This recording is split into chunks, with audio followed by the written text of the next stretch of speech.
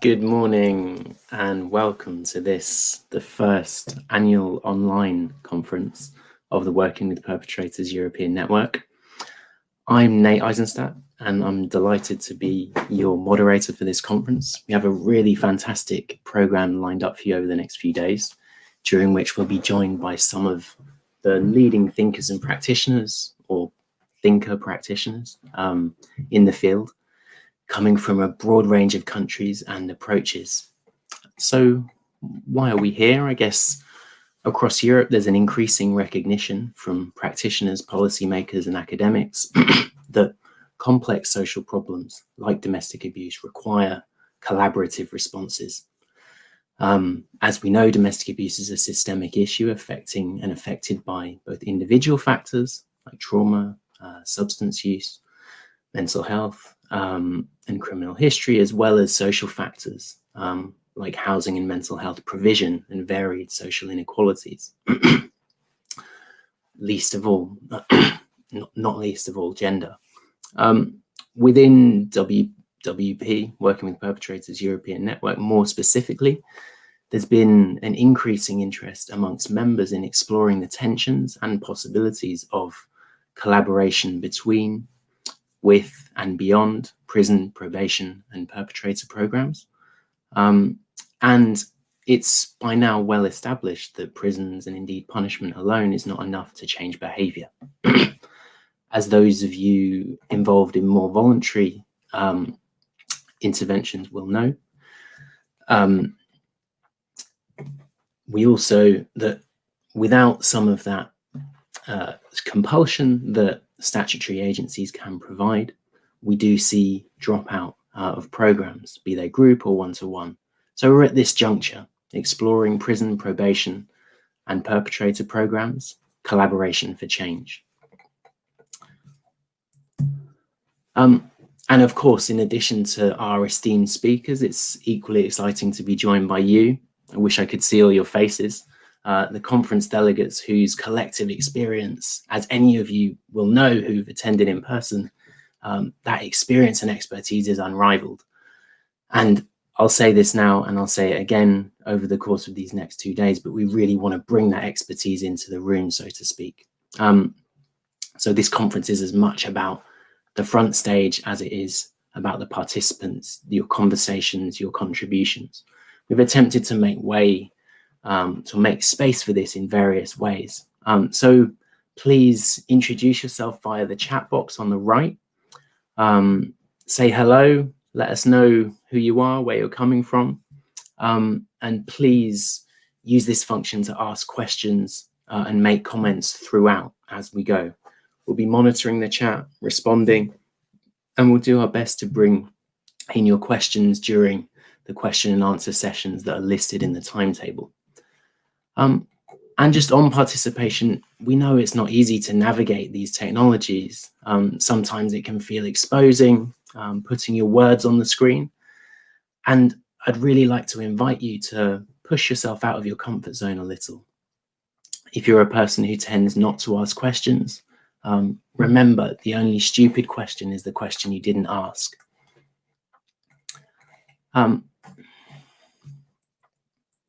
So on that question of comfort zones, let's also remind ourselves that some of the content we work with and that we'll be talking about together over these next 2 days may bring up powerful and uncomfortable emotions. And this may well be on top of the life stresses intensified or brought about by living through this pandemic. So please take the time you need, connect with us via the chat, phone a friend if you can. Try to create some space between leaving this space and returning home. A walk around the block, for example, if you're already at home right now. Adding to this, we know that looking at a screen and staying with it is really mentally taxing. Sitting at these things, we're trained to anticipate novelty, which, try as we might, and fantastic as it is, a conference will never quite provide at such intensity. So to help you stay present, and forgive my telling you what I'm sure you already know, we really invite you to set your out of office reply as you would at a real conference. Hey, do it now while I'm talking. I really don't mind. If you can, put your phone in a drawer, turn it off. And if you're feeling guilty about the time lost, just think how much time you've saved not traveling here. Likewise, please, if at all possible, do take the breaks we've set out as breaks from screen work, screen time. Just, if you can, avoid that temptation to check email when we go for coffee or lunch. Your body and mind will thank you later. Okay, so just want to give you a quick outline of the European network for work with perpetrators of domestic abuse, for those that don't know. So it comprises, there's 62 member organizations from 32 countries, and it's a network working with perpetrators, of organizations working with perpetrators, working with victims, and doing some excellent research on domestic violence. Founded in 2014 with a much longer trajectory prior to that, to address violence in close relationships as a gender-based phenomenon. So really recognizing and bringing to the fore the ways in which gendered norms and unequal gendered society contributes to and is a function of violence, domestic violence. So to foster gender equality and to improve the safety of those at risk of violence. So I can't imagine you've got this far without having looked at the website, but the website's listed below. Please check it out. There's great research, great information about projects on there. So just going to give you a quick preview of today and tomorrow. As you can see, we've got words of welcome from now until 9:15, and then we have the first 2 keynote speeches, followed by a question and answer, and then we've got a short break, a decent break, please take it, panel discussion, again a question and Q&A, and summary of discussions. And then after lunch, we'll move into workshops. The workshops will take place on Zoom, and I'll show you in a coming slide how to link to those. Tomorrow, starting at 9:30, we'll have a review, welcome, and our third keynote, followed by Q&A. And then we'll break into panel discussions, and then the second round of workshops, followed by a joint session where we come back to kind of really reflect on what we've talked about and learned over the course of these 2 days. So just to give you a technical info, just a quick recap. So the delegate bag, you can click there, you can find the conference program, your certificate of participation, as well as the expert paper by Sandra Jovanović. The speaker session and info kind of does what it says on the tin. This is where you find information about the panelists, the keynote speakers, and information about the workshops.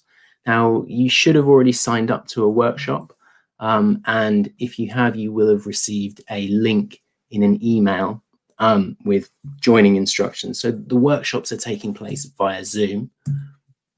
To join them, see which workshop you're a part of and click one of these workshop buttons. That opens up a Zoom link, and the joining information is in your email. Finally, as mentioned already, for those of you coming in a bit late, please engage with us via the chat here. Say hello, ask questions, and later you can give feedback. Please do this at the end of the conference, and needless to say, just do it once. If you do have technical difficulties, first thing to try is just refreshing your browser or connecting from another device. If those issues continue, you can email hello@fundraisingeverywhere.com and just keep an eye on emails for instructions about kind of emergency stuff going on. Please do follow, share, and connect with us via social media. That's on Facebook, Twitter. The hashtag for the conference is WWP AC 2020.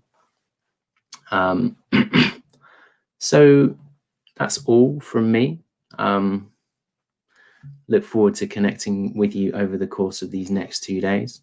I'm going to hand over now to Dean Ajduković for some opening words.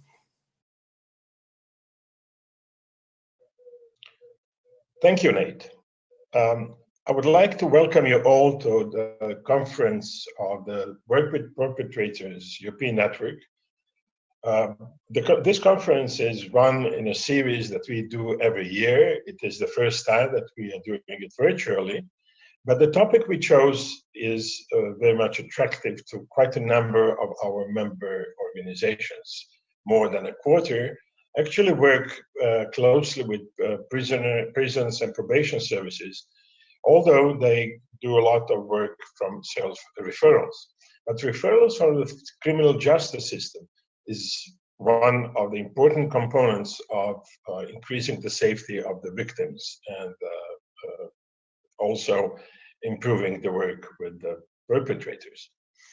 Now, we know that establishing reliable cooperation between the community-based perpetrator programs and probation services is very essential for effective interventions and the victims to be safe or become safer, especially because we know that the criminal justice system also deals with high-risk individuals, and even more so, the work with such perpetrators directly contributes to the safety of the victims. One of the issues that we'll be talking about during this conference is how to make the information sharing clear, more transparent, and beneficial for all the involved parties. Now, the conference aims to support our members and other interested professionals, such as prison and probation service staff, by showing examples of how such cooperation can be successfully initiated, designed, and developed. DRIVE project is a good example, or the protocols of cooperation of the MEND move, and the Irish probation services will talk about that. Some of the workshops will address how cooperation has been successfully developed and what are, of course, the challenges that still are ahead of us. There are, of course, many challenges. Now, whether perpetrator programs are offered by prison and probation services themselves or by community-based organizations through referrals, they face many similar challenges, such as close coordination with victim support services, coordination with other agencies or services, both inside or outside the criminal justice system, and adequately responding to perpetrators' needs. It's particularly the mental health issues that they quite often face. Now, entering an exchange of what has worked well in addressing these issues, also with a clear view towards the Istanbul Convention, is therefore beneficial for both sides.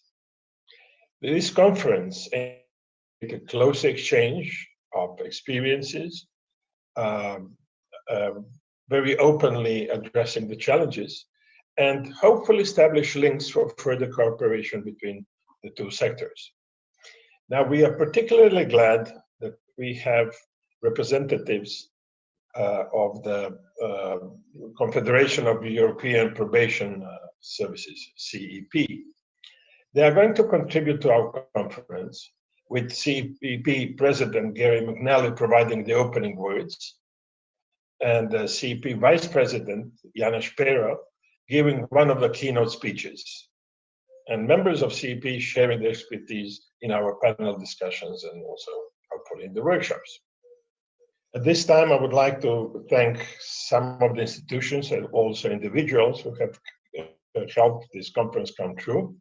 First and foremost, the European Commission and the Oak Foundation for their generous contribution to the work of WWP European Network, including this conference. Then, of course, the keynotes, panelists, and workshop leaders who have worked hard to prepare the good program that would address the key issues that we are all interested in. Then the staff behind the scene and all the persons involved in preparing the content of this annual conference, including my fellow board members and the membership. Now, the conference host, Fundraising Everywhere, is helping us bring the conference online and provides all the technical support. And my special thanks go to our project manager, Simon, who will ensure that all the things that we are going to do these days are running smooth and seamless. And last but not least, I would like to thank all the attendees for joining us at this exciting conference. Without further ado, I invite CEP President Mr. Gerry Mcnally to take the stand and provide the opening words to this conference.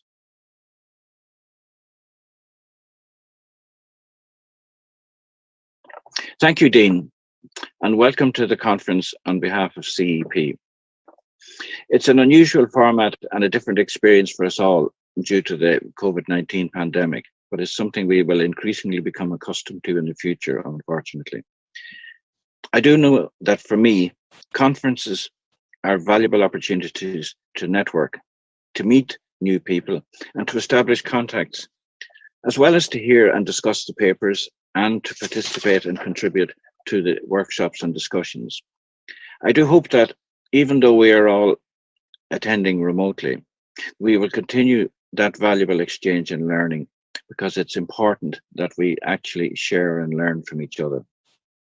CEP strongly supports the aims and objectives of the European network, and in particular, the aims and objectives of this conference, particularly in how it focuses on strengthening the links between prisons, probation, and the community organizations, because again, it's always very important that we are working together, and more than that, that we are cooperating together to achieve our results. For those of you who don't know CEP, it is the European Network Organization for Probation and Community Sanctions. It has links with both the government organizations, but also with the European Union and the Council of Europe. It is a significant voice and has been in existence since 1981. Its members include government organizations, government bodies, NGOs, and also community interests, supervising and promoting the use of community measures and work in the community. For us, the sharing and exchange of knowledge and expertise across Europe is critically important, because we all work together, learn together, and move together.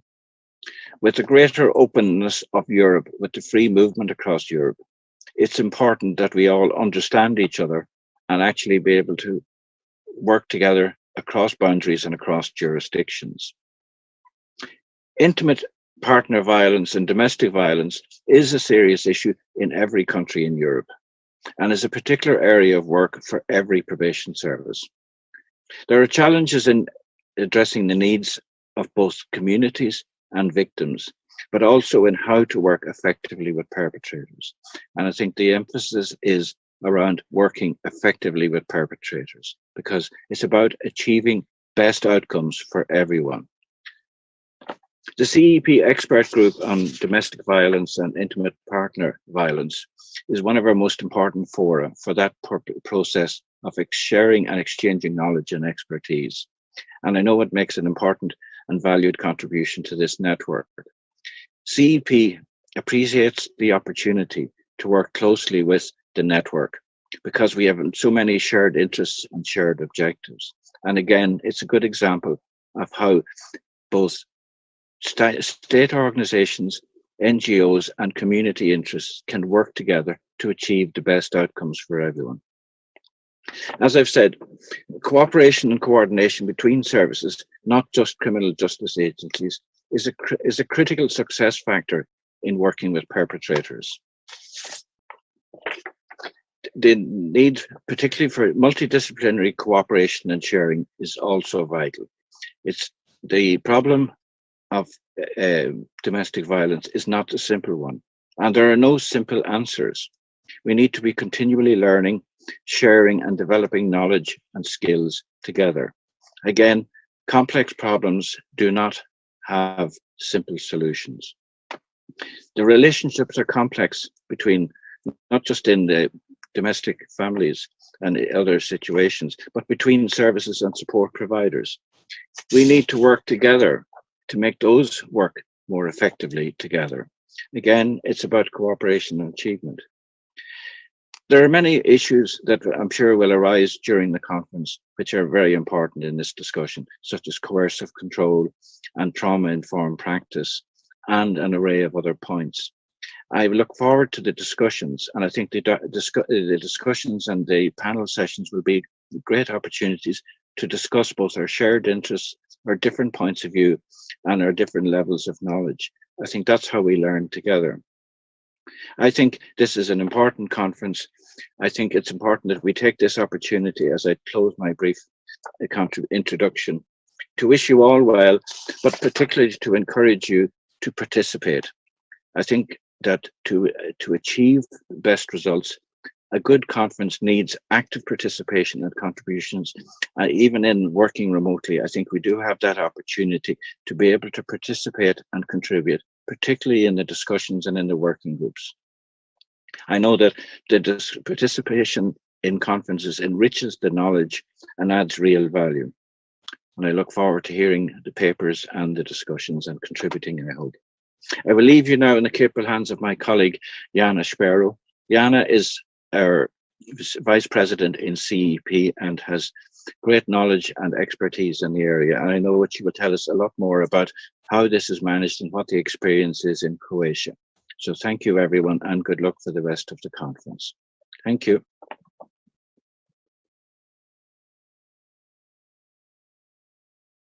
Well, hello everyone. My name is Jana Špero, and I'm Director General for the Prison and Probation in the Republic of Croatia. It's my pleasure and my honor to be able to speak today in this conference. I would like also to point out that I'm a Vice President of Confederation of European Probation, and you had the honor to hear our President, Mr. Gerry Mcnally, giving the opening words. Having said that, I really enjoy working as international expert, both for prison and the probation field. I've been involved in many international projects, and this is the new normal, so it's very strange having these online conversations, but I hope that you will enjoy and learn something from my speech today, no matter that I can't see directly public. So before I start talking about gender-based violence and how do we work with the perpetrators in Croatia, I have to give you some details about our prison probation system in order to understand what's going on in Croatia. So Croatia is a member state of European Union with a population of 4 million. And when it comes to prison service, we have a long tradition. The prisons are orientated toward the rehabilitation of offenders. So the treatment starts on the day one when prisoners enter Croatian prisons. On the other hand, when we talk about the probation service, it is a new service in the Republic of Croatia. It is among youngest probation services in Europe.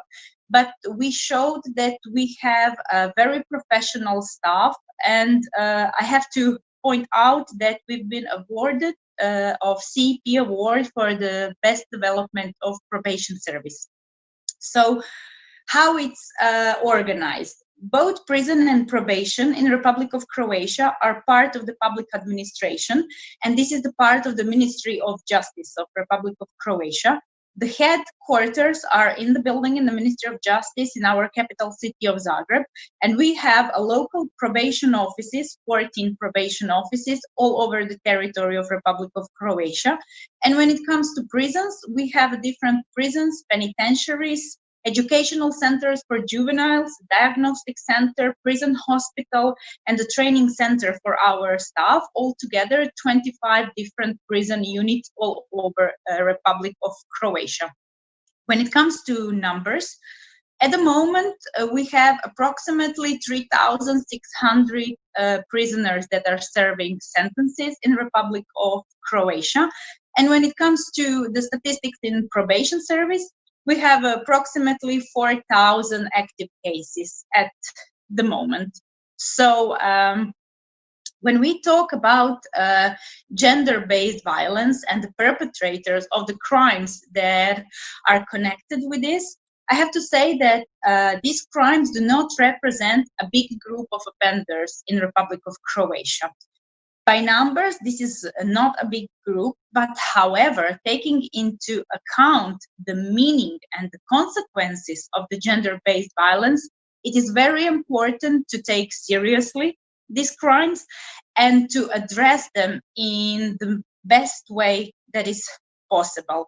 So, gender-based violence is a special type of violence, and in the beginning of this speech, I just want to say that it's important for every expert that is involved in the process that we have to point out that there is no excuse for perpetrators.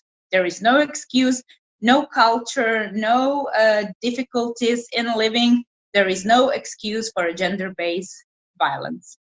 The second thing I have to point out is that we are now in year 2020, and there should be no silent victim, and every country in the criminal justice system needs to have a proper way of punishing this type of crimes by having a really good treatment programs so that people could change, the perpetrators, in order to help them change.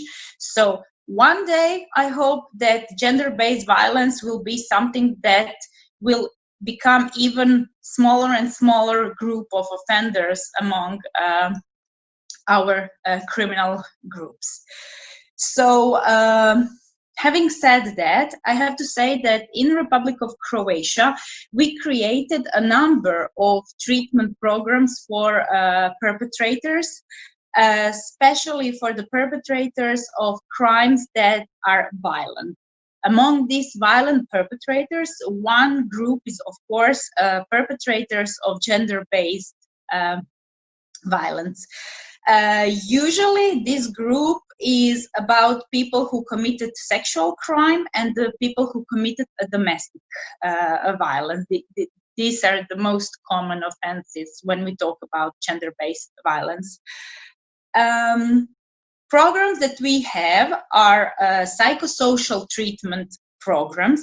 They are specific cognitive behavioral treatment programs that are usually for a group work, but however, taking account that we are a small country and that the numbers of these type of crimes are not large, which is good, we also adapted all our treatment programs so that we can do individual work with the perpetrators.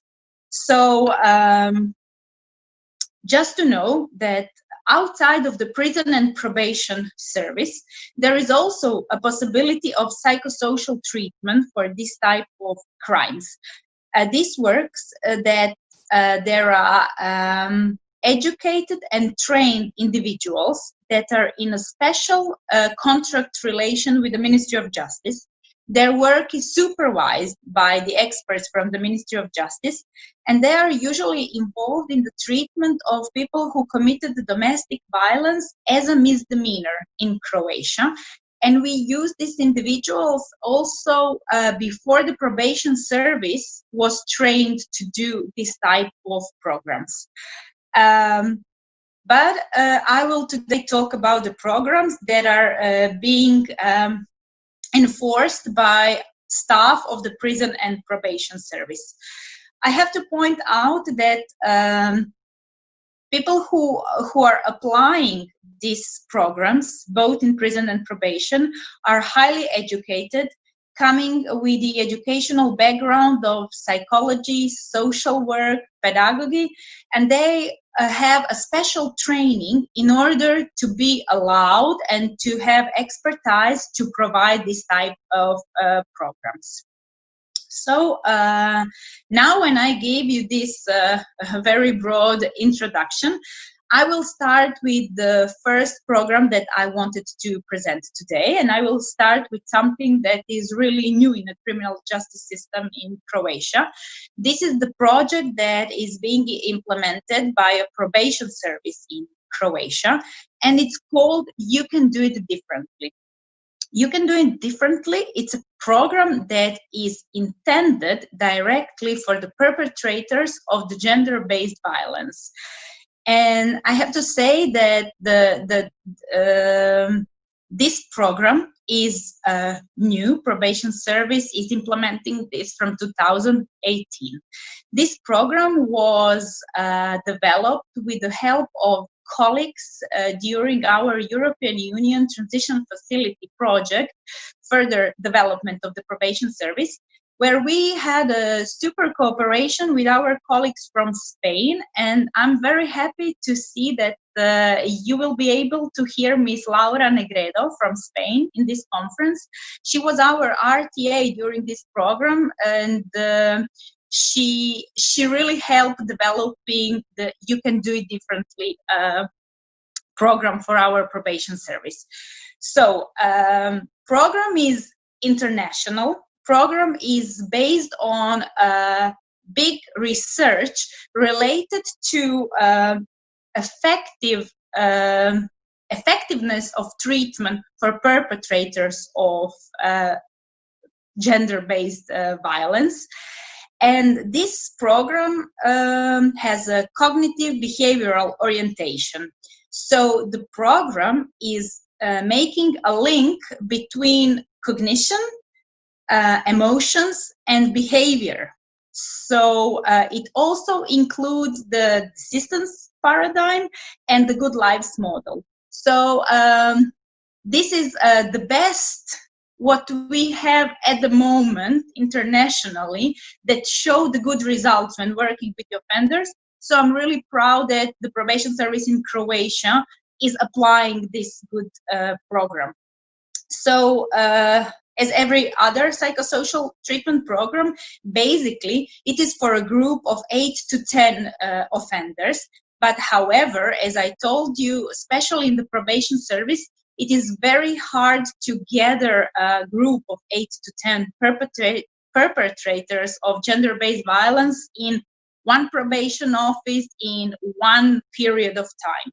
So in order to avoid the possibility that the probation period expires before we can create a group, this program was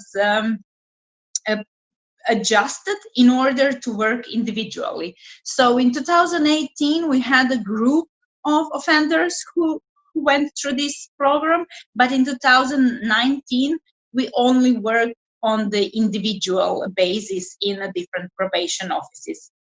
Okay, so what is the goal of the program You Can Do It Differently?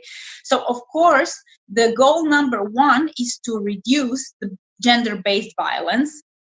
Second goal is to modify the dynamic risk factors that are making people commit this type of crime.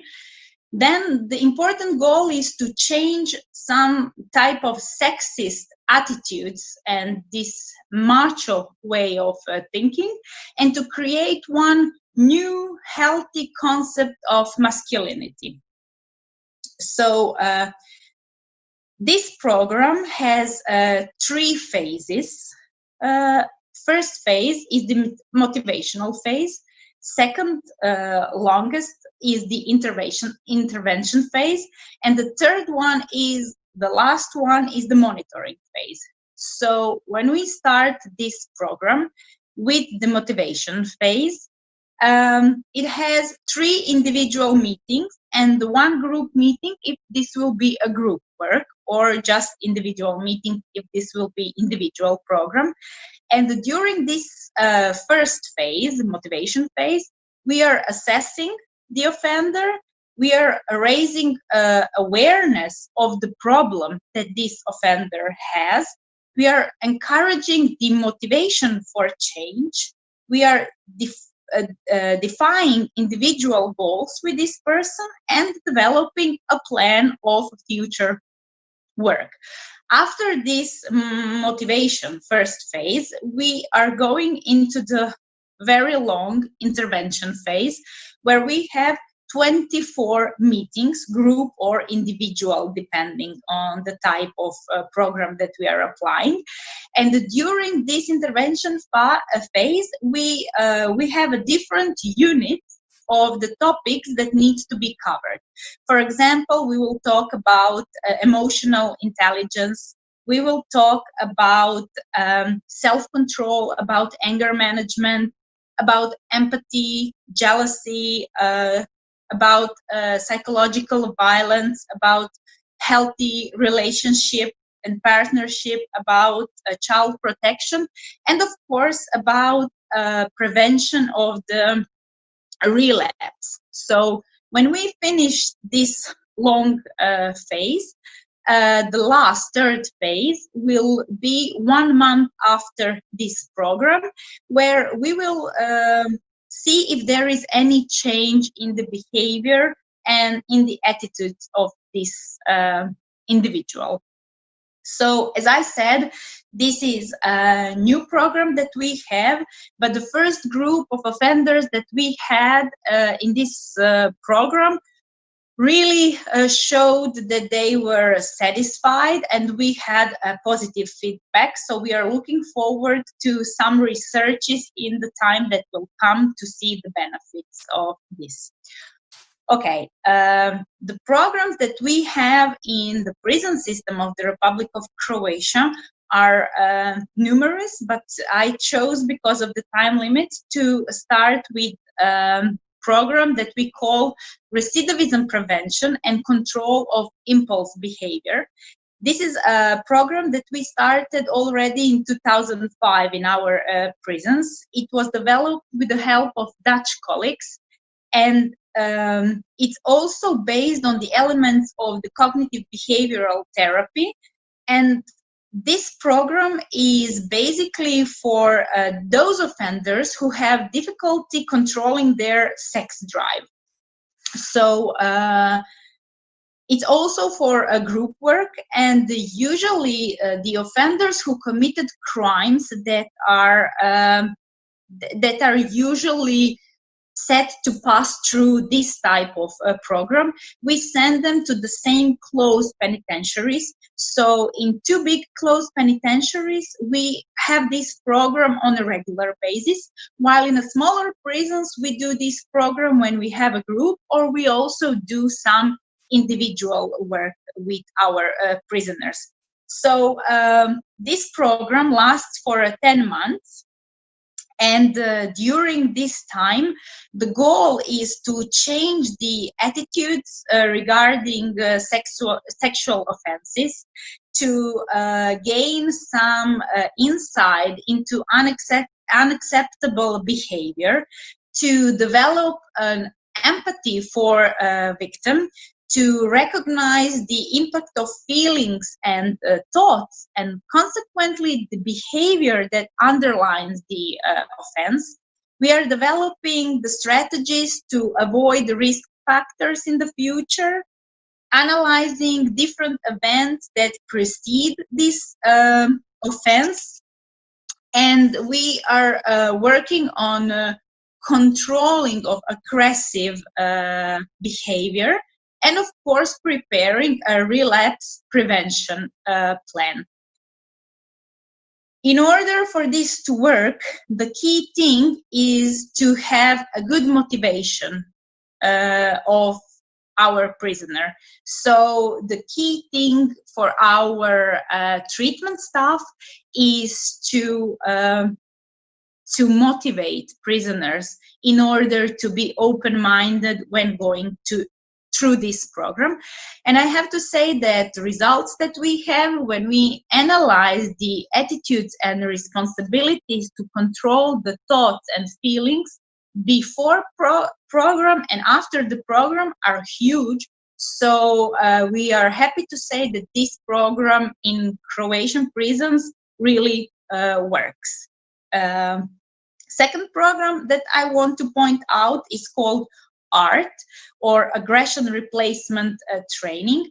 It's special because we also applied to younger offenders and to juveniles inside prisons.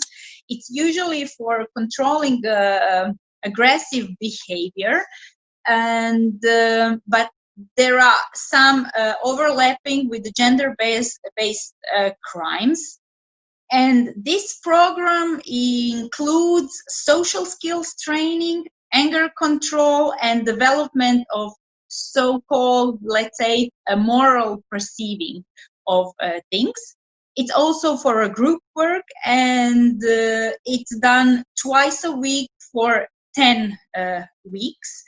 And the goal is to reduce the likelihood of committing a violent crime. This type of program helps prisoners to cope with aggression while they are in prison, but also when they're outside in a free world again.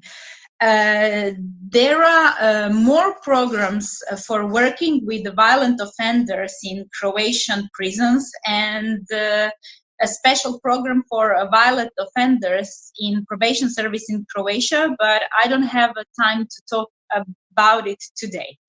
I hope that what I presented is giving you the basic knowledge about what we do, and I'm sure that many countries have some similar approach in working with the gender-based violence. I want to point out that many of these programs have international character, and I think this is very important to underline. There are no borders when we talk about offenders and the gender-based crime.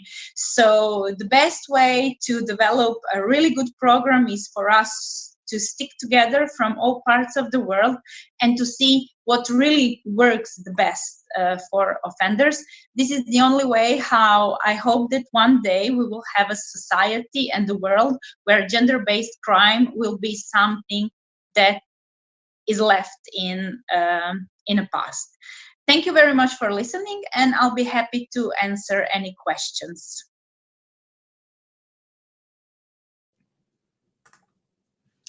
Thank you so much, Jana, for such a thorough overview there.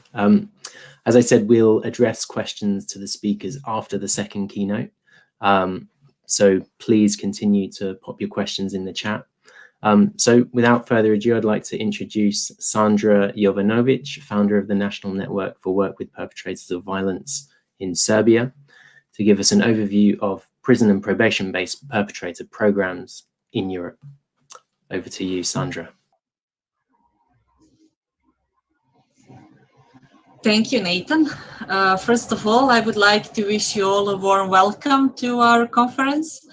I am glad that we will be able to go to this two-day virtual gathering and sharing of our experiences, knowledges, and to build our capacities on this very important topic, the context of working with perpetrators in prison and in probation.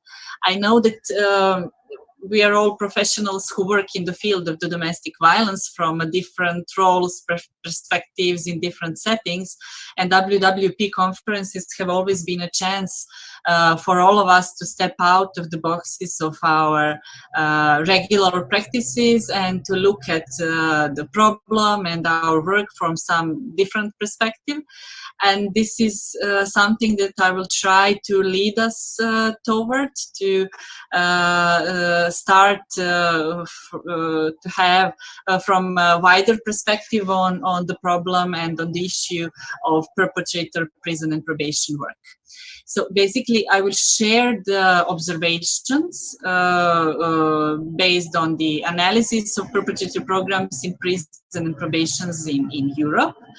And the leading questions for the analysis and for the keynote will be, are these programs different than in the community-based programs? And if are, what are its specifics?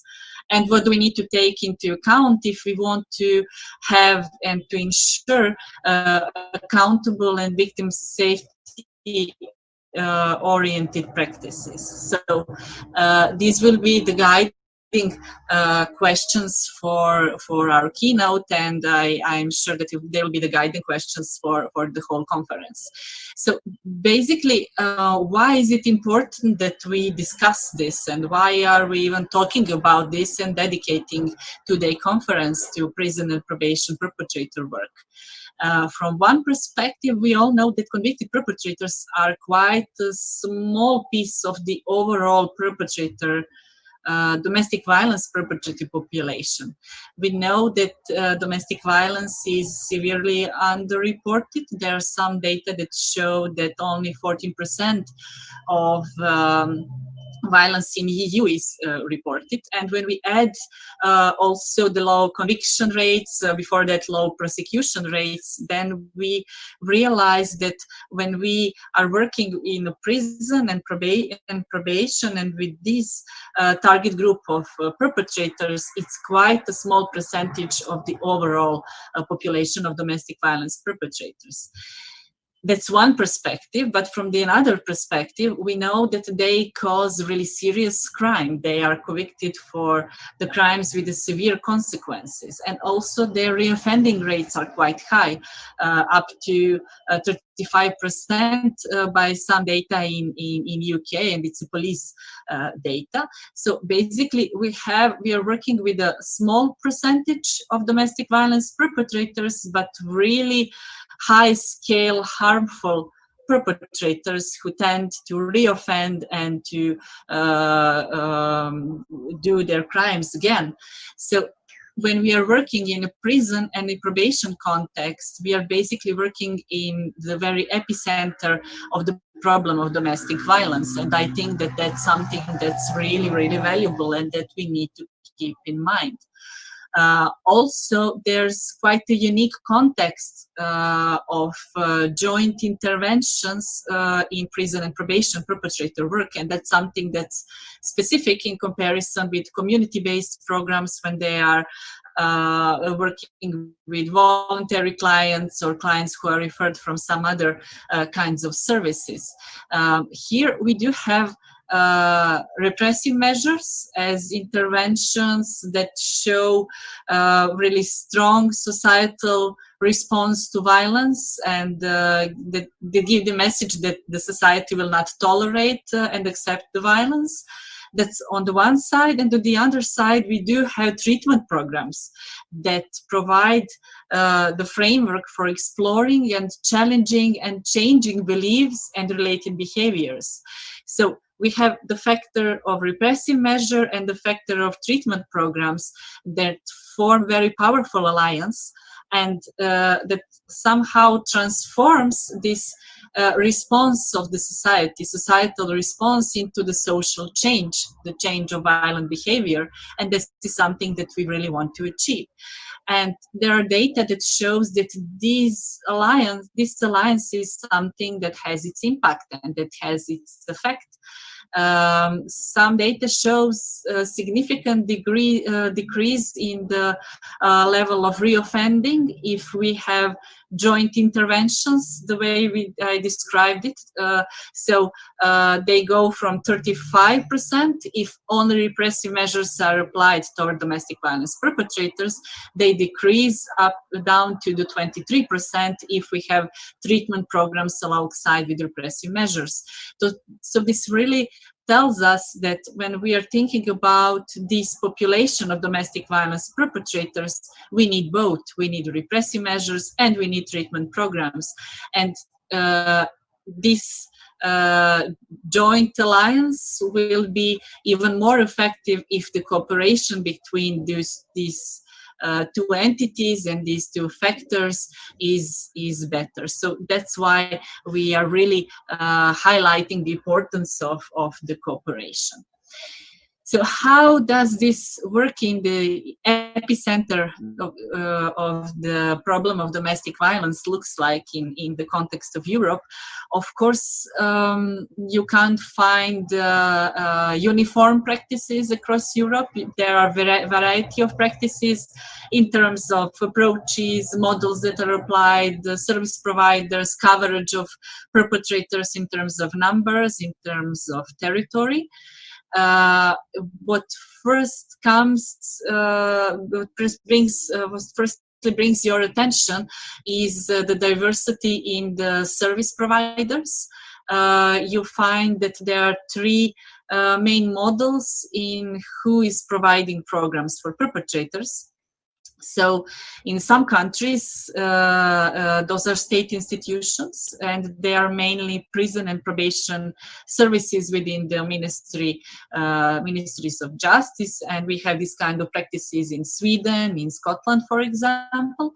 In other countries, there's a model where NGOs are providing the service, and the state has entrusted them this task, and we find these practices, for example, in Austria, Ireland, Denmark, and we also have some countries that have multiple service providers that can be from the state institution side or NGOs. So state institutions and NGOs in one country provide programs for perpetrators, and we find this kind of situation in Spain.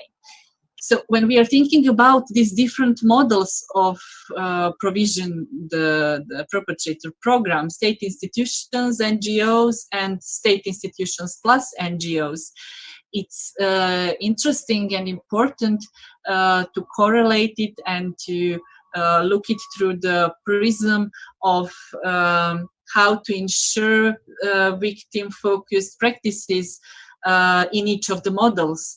And there are some specifics that are related to the models when it comes to cooperation. For example, can we assume that if perpetrator program is delivered by a state institution, that the information flow will be better because they are under the same roof, under the same state institution, or that is not the case?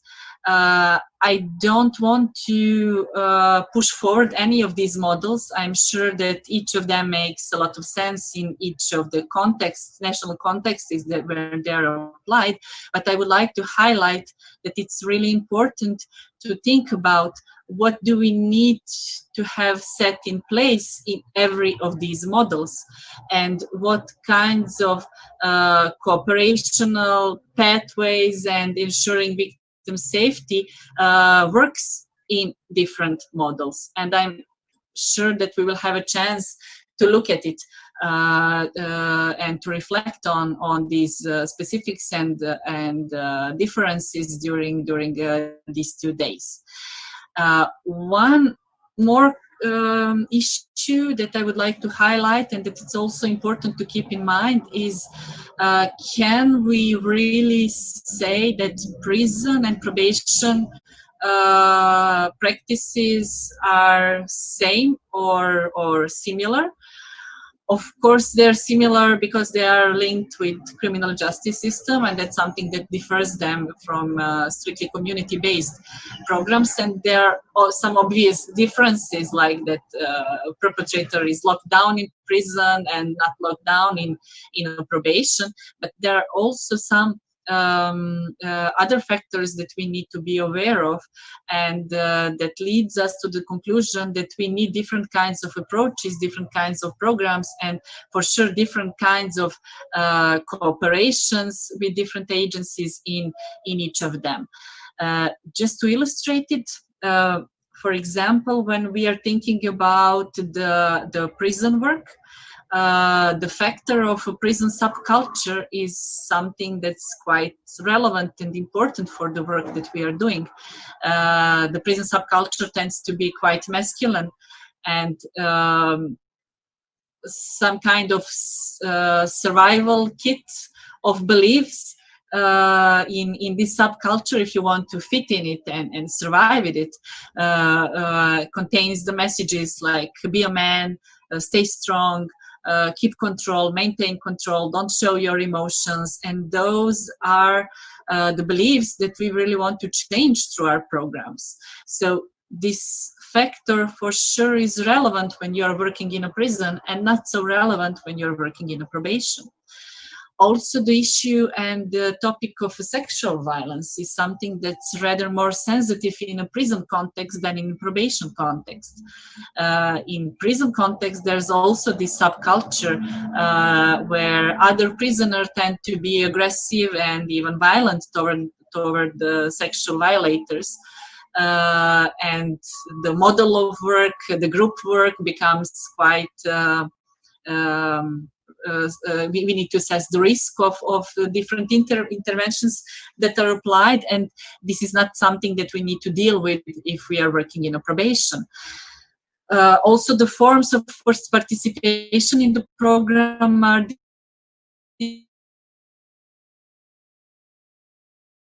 different.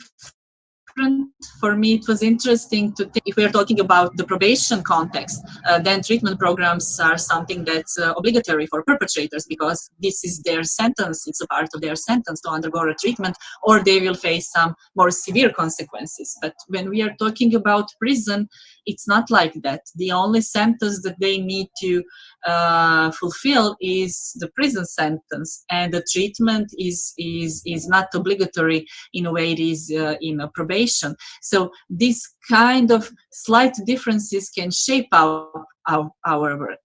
Also, if we have in mind the research in data that indicates that could be the higher level of psychopathology and mental health issues within prison population than outside of it, then we really see that although prison and probation, it's something that we usually look at as similar contexts, they are quite different, and that we need adjustments and maybe different programs and different models that we will apply in each of the contexts. So one of the challenges is how to make our interventions adjusted to all the specifics of the work and the different settings, models applied in terms of service providers, in terms of is it prison or is it probation. There are also some quite universal challenges in this kind of work that you find out across Europe. And of course, the list is much longer, but just for the illustrations in this keynote, I will briefly mention just a few of them. One of the most important is how to ensure victim safety, and we know that the existence of the independent victim support services is the essential of it. And that, of course, that it's much more complex issue than just referring victim to certain kinds of service. It requires joint work, joint risk assessment, management, planning, evaluation, so really a joint work. And although this tends to be a challenge in perpetrator programs in general, there are some indications that lead to the conclusion that it's even more challenging to achieve it when working in a prison and probation context. For example, there are cases in some countries where victim support service in a prison and probation context was agreed 6 years later than it was done in the community-based program. And we can also reflect on the reasons why is it like that, and what's what's the situation that is causing it, one of the possibilities is that these kind of arrangements usually require the cooperation between two big ministries, state institutions, due to the different sources of funding needed for integrated services, and it's usually something that takes time to do. So it could be one of the reasons. One more illustration of the challenges in ensure victim support in prison and probation is in a prison context. I frequently encounter thinkings that the victim is safe due to the fact that the perpetrator is locked down. That the very fact that he's in a prison and he can physically reach out to the victim, that it means that the victim is safe. And we can also discuss this. Is it really like that?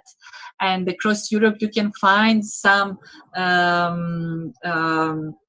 arguments that emphasize and highlight that it's important to work with victims as well, and to provide them support, especially in this final phase of the sentence, when the post-penal support is planned and when we want to make sure that the victim is safe upon the release. And that's for sure true. But there are also some practices that show and highlight that it's really important to ensure victim support services in all phases of the prison sentence.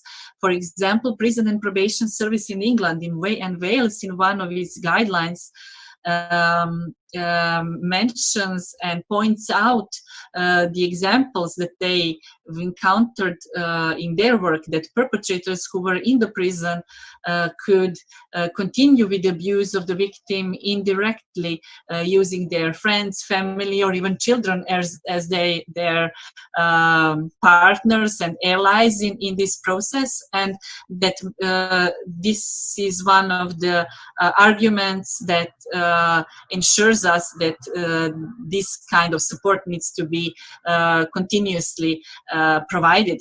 Also, they emphasize the need that victim support workers and victim support services need to be activated in every case where domestic violence is identified, even if that's not the reason why the perpetrator is convicted for.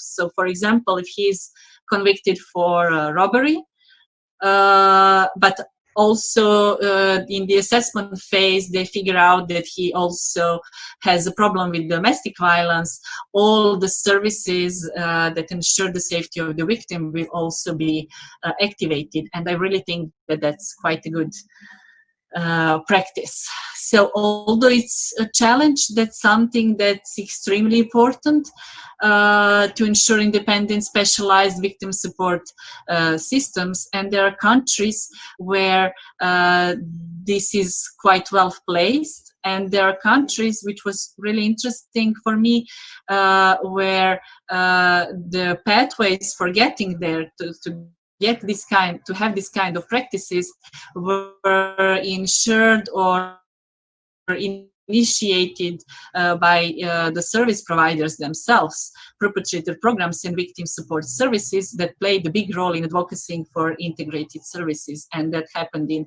Scotland and Austria, for example. So we do have quite an important role in ensuring victim safety-oriented practices in the context of prison and probation. Also, just to illustrate, when we are talking about the specifics of the population, a lot of data shows that it's quite heterogeneous population and multi-problem population that has problems with alcohol, drugs, trauma, different kinds of mental health issues.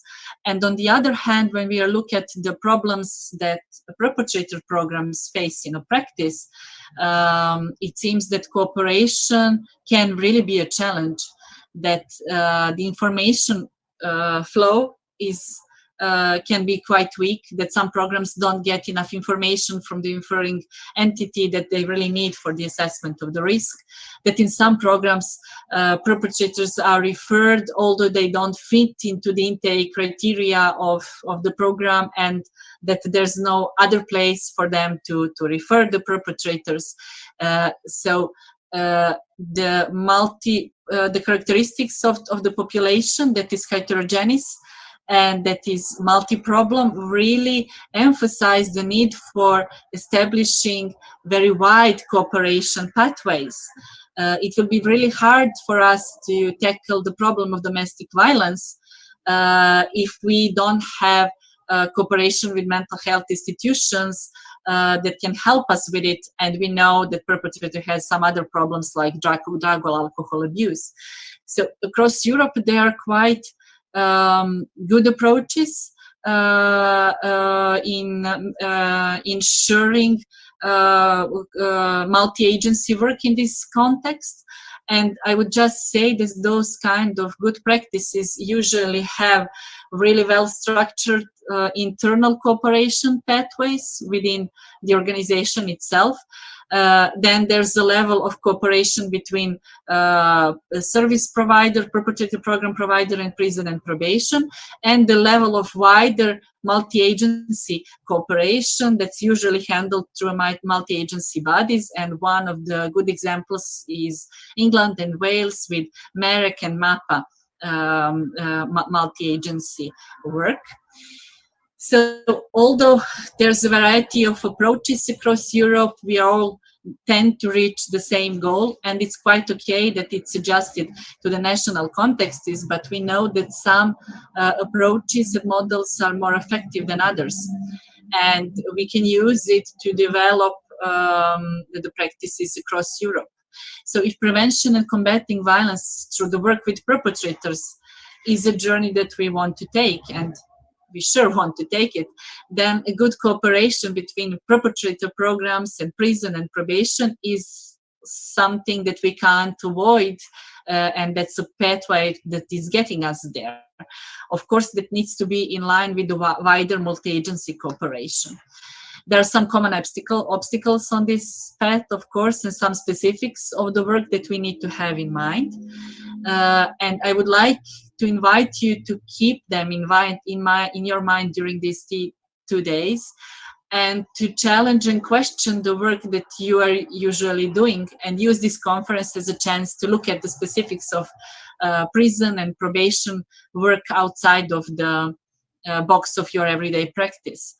And to keep in mind the questions: how can we ensure quality and safety of the programs alongside with the multi-agency cooperation?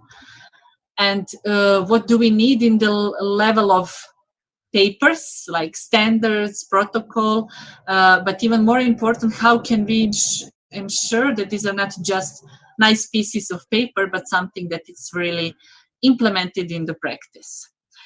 So these are my guiding questions for the end of the keynote. I would like to thank you, wish you all a good conference, and don't forget to have a good time in these 2 days. Greetings for Belgrade.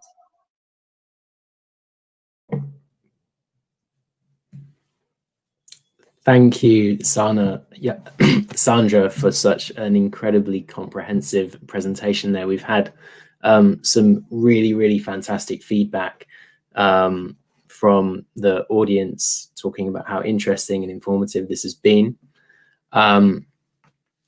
What I'm going to do is, and we've had a huge amount of questions as well, so thank you to those people who are putting questions in.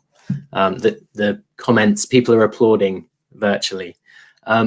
So I'm going to address a couple of questions to Jana first, and then I'll come back to Sandra, and then we'll go back and forth.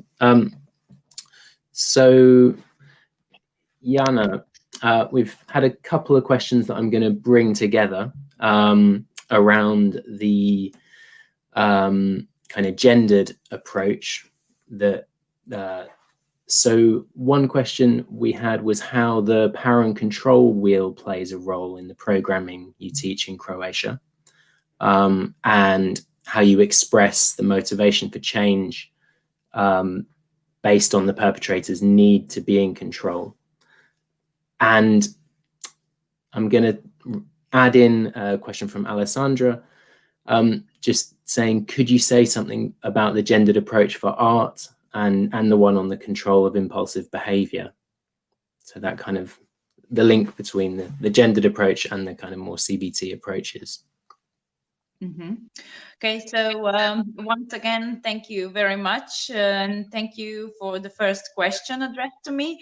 As I mentioned in my keynote speech, the motivation is one of the key things, and it's the hardest thing that we have to achieve when working with the perpetrators in every treatment program, not just when we talk about the gender-based, because we can have like the super programs and we can be sure that in theory something works. But if there is no motivation for change, then it's very hard to make perpetrator to open up the mind for really making a change and making a difference.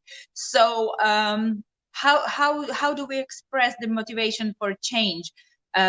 Yes, the perpetrators, they want to be in change, but through many different modules with our trained staff that really knows how to slowly start perpetrator thinking outside of the box, outside of what has been learned and what has been like the usual way of accepting and perceiving things in life.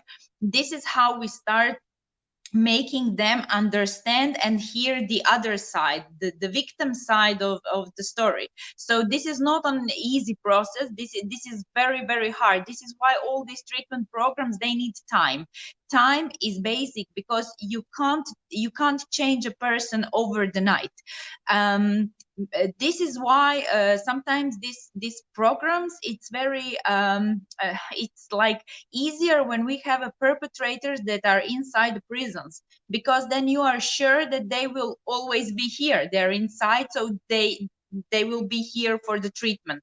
When it comes to working with them outside, when they are under the probation supervision or working, like Sandra mentioned, with some NGOs, then the crucial is to make sure that the perpetrator will be included all the way throughout all the sessions, because as every treatment program, when we have a cognitive behavioral approach, you have to go through different topics, and you have to do it step by step in order to make this box, thinking inside the box and being so in control from the point of view of perpetrator, step by step. This can't happen over the night. This is a long process, but once when you have a success, then you really made a difference for the future, for the perpetrator, for the victim, and for the possible future victims. I hope this is the answer to a first question. Thank you. Thank you. Okay, so wanted to stick with the theme of the gender sensitive approach, and I'd like to bring in Sandra on this same question.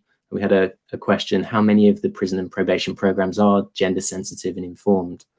I wonder, Sandra, if you could come. Oops, I think we've dropped the connection from Sandra, so that's fine. In which case, Jana, I'll come back to you. Okay. So had another series of questions around kind of assessment and outcomes. So one question is that, are there any recidivism data from the gender-based violence program? Is one. And what sources of information do you use to assess the outcomes of the psychosocial programs? All right, so I have to be absolutely honest that I don't have a really super recidivism rate data, especially when I talk about the programs that are done in the probation service, because we, as I told you, the program You Can Do It Differently is a new program, and we only started applying it in 2018. So you have to have a number of persons who were involved in the program, and you have to have a time period in order to be able to see what's happening in the future. Of course, when you measure the recidivism, what we did is with the programs in the prison, there are two different parts of information for us that are crucial. One is how the perpetrator sees some situation. So this is like subjective information that you get when you talk, you know, because the treatment staff, when they talk, they see if there is a change in the point of view in dealing with some different difficult situations that used to be triggers for some kind of happenings. And on the other hand, of course, we check if the person came back to prison as the perpetrator of the gender-based crime again. Okay, so we have in a plan with one European project really to do a good recidivism checking up. So I hope for the next time that I see you that I will be able to give you more specific numbers. Okay, thank you. We'll look forward to that. I think Sandra is back. So yeah, I think Sandra is back. Yes. Okay. Hi, Sandra. Hi, sorry.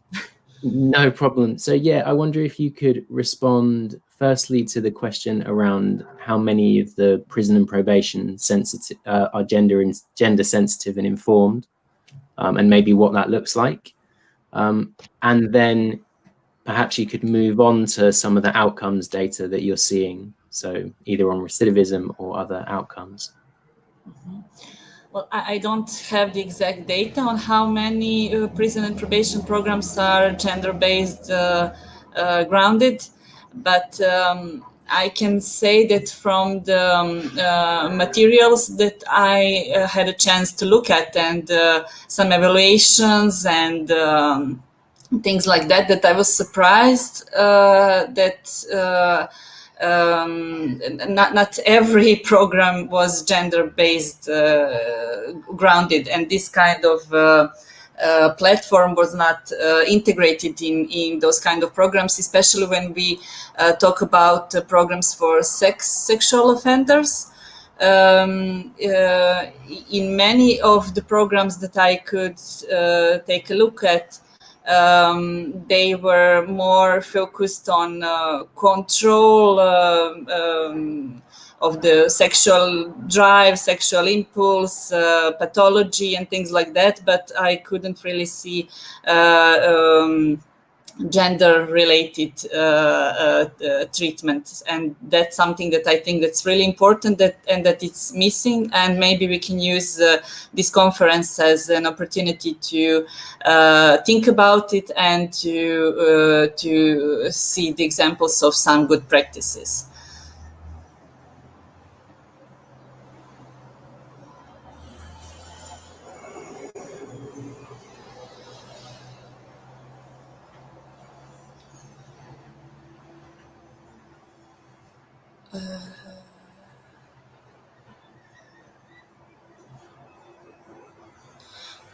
But we can't hear you, Nate.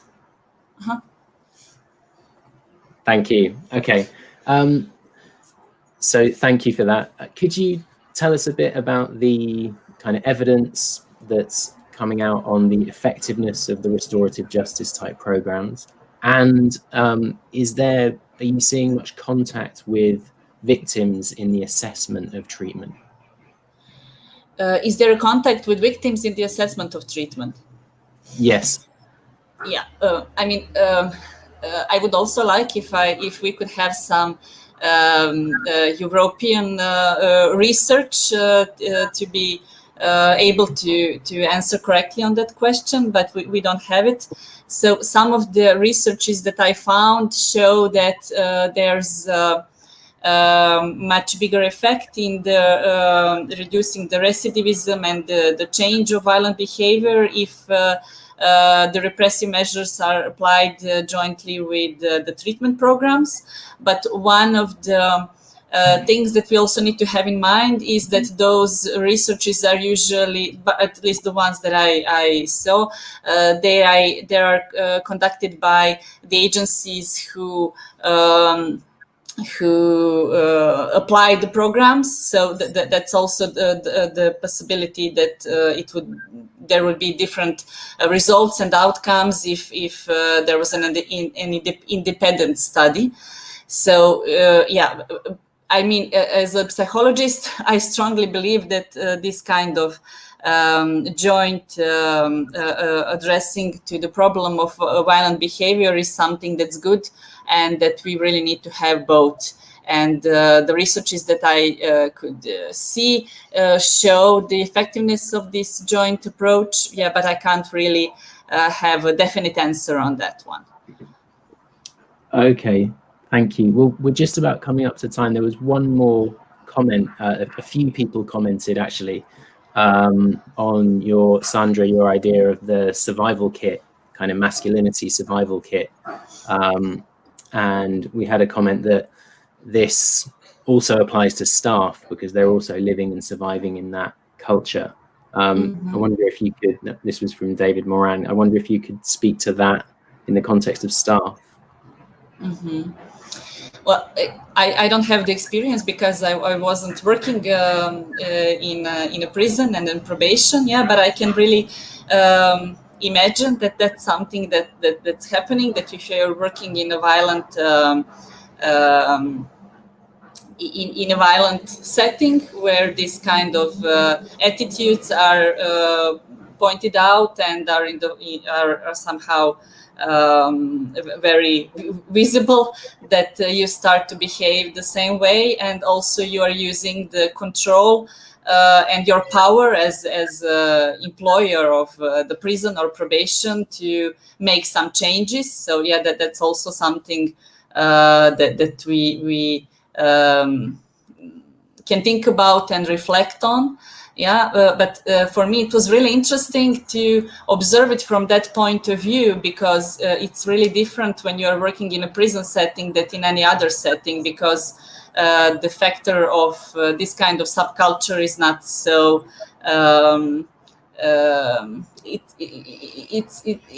that's not something that you need to take into account when you're working in with the self-referrals or in some other contexts. Yeah, so I really think that it's important to think about it, and I'm really curious to see if any of the practices addressed this phenomenon, and if they are doing something about it in their work, because I couldn't find any data on that. Okay, thank you. We are almost at time, but I just want to bring in, we've apologies to some of the questions we haven't had time for. Jana, I just wanted to give you the opportunity to speak on the integration with victim services question, which I posed to Sandra. So just wondering how coordination with your victim survivor support services is working in the perpetrator programs that you described. Okay, thank you, Nate.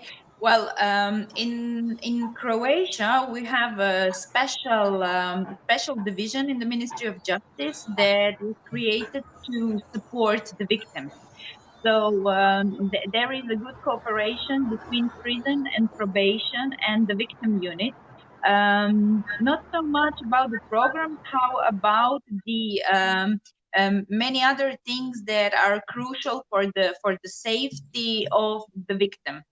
When it comes to programs in Croatia, one of the things that I didn't have time to address is a lot of cooperation between NGOs and the prison probation service in Croatia. So through this kind of a projects, we also do a good cooperation and bridging inside and outside perpetrators and the victims. And of course, the cooperation is the key to understanding what's happening and to know what should we do more in the future. And just to make one additional comment to the last point said by Sandra, is that for the staff who works in prison and in the probation, it's always a very hard role, because at the same time, when working with the perpetrator, you have to have two different roles. One of your role is to have a control over this perpetrator, but the other one is also to be a support person. So making a great balance between control and support is the hardest and the crucial thing for everyone who works with the perpetrators. Absolutely, thank you. I'm sure that will resonate with a huge amount of people listening. Thank you both. We're going to take a break now. We're going to, for about half an hour, we're going to come back at 10:50 for the panel discussion. Just to let you know, you should have received the links to the workshops for this afternoon by email, the Zoom links. So if you want to check your email, I don't want you to be checking your email during the break, but for that purpose, if you need to, that's there. Okay, so thank you all for joining us. Please take a break, have a coffee, and thank you again to Jana and Sandra for such fantastic presentations. Thank you, Nate. Thank you. The audience is clapping.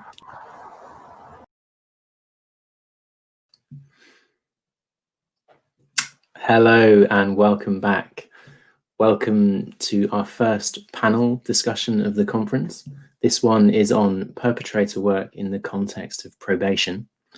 And we're extremely fortunate to be joined by a wonderful panel of experts today. I'm just going to introduce them to you quickly. So, joined by Carmel Donnelly, Assistant Principal Probation Officer with the Irish Probation Service. John Doyle, National Coordinator at the Men's Development Network, MEND, which is Men Ending Domestic Abuse. Andy Blackhurst is Team Lead for the Drive Project in South Wales, working with high harm perpetrators. Laura Negredo, Deputy Assistant Director General for Open Regime and Alternative Measures in the Ministry of the Interior. So that's the General Secretariat of Penitentiary Institutions of Spain. So how it's going to work is I will pose a question which the panelists will address in turn. There will then be an exchange between the panelists reflecting on some of the questions posed. We'll do another round of questions, and then we'll move to questions from the audience in the Q&A section. So as during the keynotes, please ask questions, make comments as we go, and we will address them to the panelists in the Q&A. Okay, so I'm going to start with the first question, and I'd like to start with Carmel, please. So the first question, what is different? Hello, Carmel, welcome. What is different from general probation work when we're working with perpetrators of domestic violence?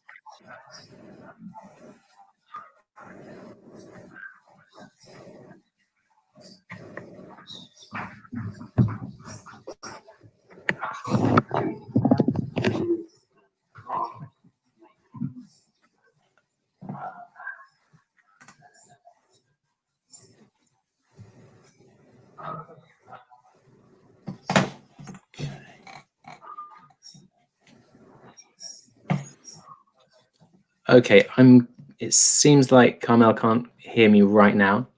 So John, are you with us?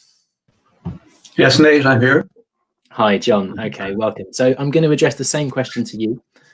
So what is different from general probation work when we're working with perpetrators of domestic violence?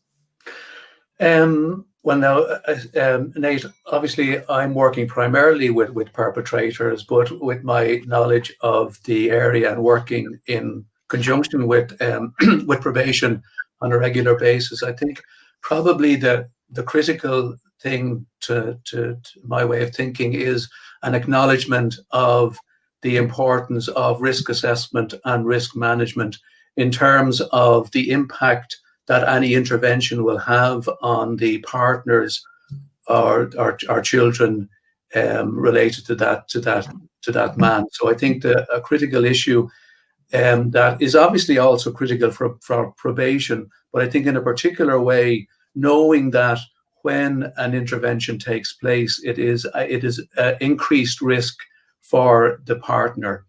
So knowing that when we begin a process of intervention with a man in probation, that there is very particular impact on those around them.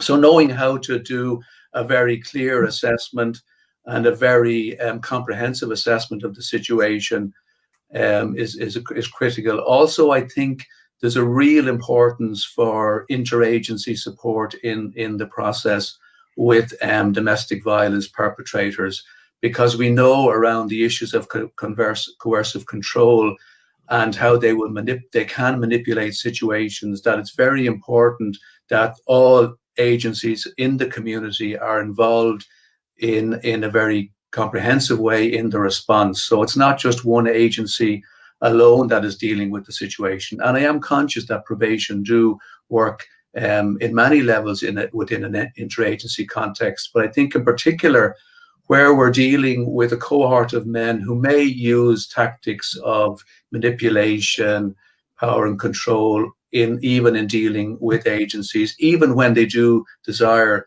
perhaps to change, there is still that tendency of manipulation and the use of coercive control tactics. So I think what's really important is that there's a very clear picture. There may even need to be very clear prioritizing of what needs to happen first. So what are the priorities in terms of the response? Also contact, and I think this is something that's going to come up through the conference, is the importance of having contact with the partner, so that also that the partner isn't given undue expectations around change. So the partner knows that she has to work in terms of her own empowerment, her own safety as well, and moving on with her own life. So there is that importance that the partner knows what's happening. So I do think in terms of, although some of this may obviously be applicable to other clients that probation will be working with, I think there is particular importance of dealing with risk assessment, risk management, and making sure that there are realistic expectations on behalf of the partner and a real integrated response where other agencies are doing what they think that what they need to do as part of that coordinated community response to the issue. Fantastic, thank you. Okay, so I'd like to move to Carmel now. Hello, Carmel. So if you could respond to the same question, please. What is the difference from general probation work when we're working with perpetrators of domestic violence? Okay, well, hello everybody, and just over my technical difficulties, so hopefully you can hear me okay. So what is different from general probation work? I suppose there are unique features when we're working in the field of intimate partner violence, which probation staff must be aware of. One, of course, is the unique access that the perpetrator may have to the victim, in that they may still be in an ongoing relationship with the victim, and also perhaps because they need to access children and be involved in access arrangements. So that gives them a reason to be involved in ongoing contact with the victim in the case. So that is complicated for the probation officer, and obviously because of this, there is a repeat risk of victimization. So because of that victim accessibility. So we need to constantly be aware of that at all times when we're working with domestic abusers.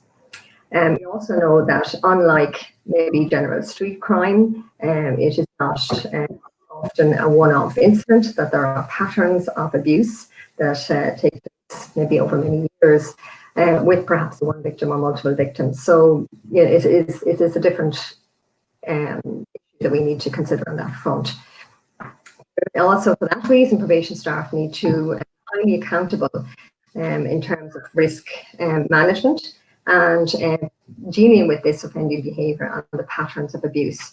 And we may need to address non-compliance of the offender in a timely fashion by bringing the case back to court where an individual doesn't comply with either treatment or with the conditions of a probation supervision order. Clearly, also, as other speakers have mentioned, there's the issue of maintaining the victim safety as we continue to work with the offender as well, because of the continued contact possibly with the victim. So some of the issues that we do need to take into account, and it certainly is complex. It's complex in an area that people actually find very challenging, and we need to build in safety processes to ensure that we do this effectively and safely. Thank you, Carmel. Sound was a little bit bad there, so we'll try and sort that out as we move on to the other speakers. So, Andy, if you could come in, please, and respond to this first question: what's different when working with domestic violence in the probation context?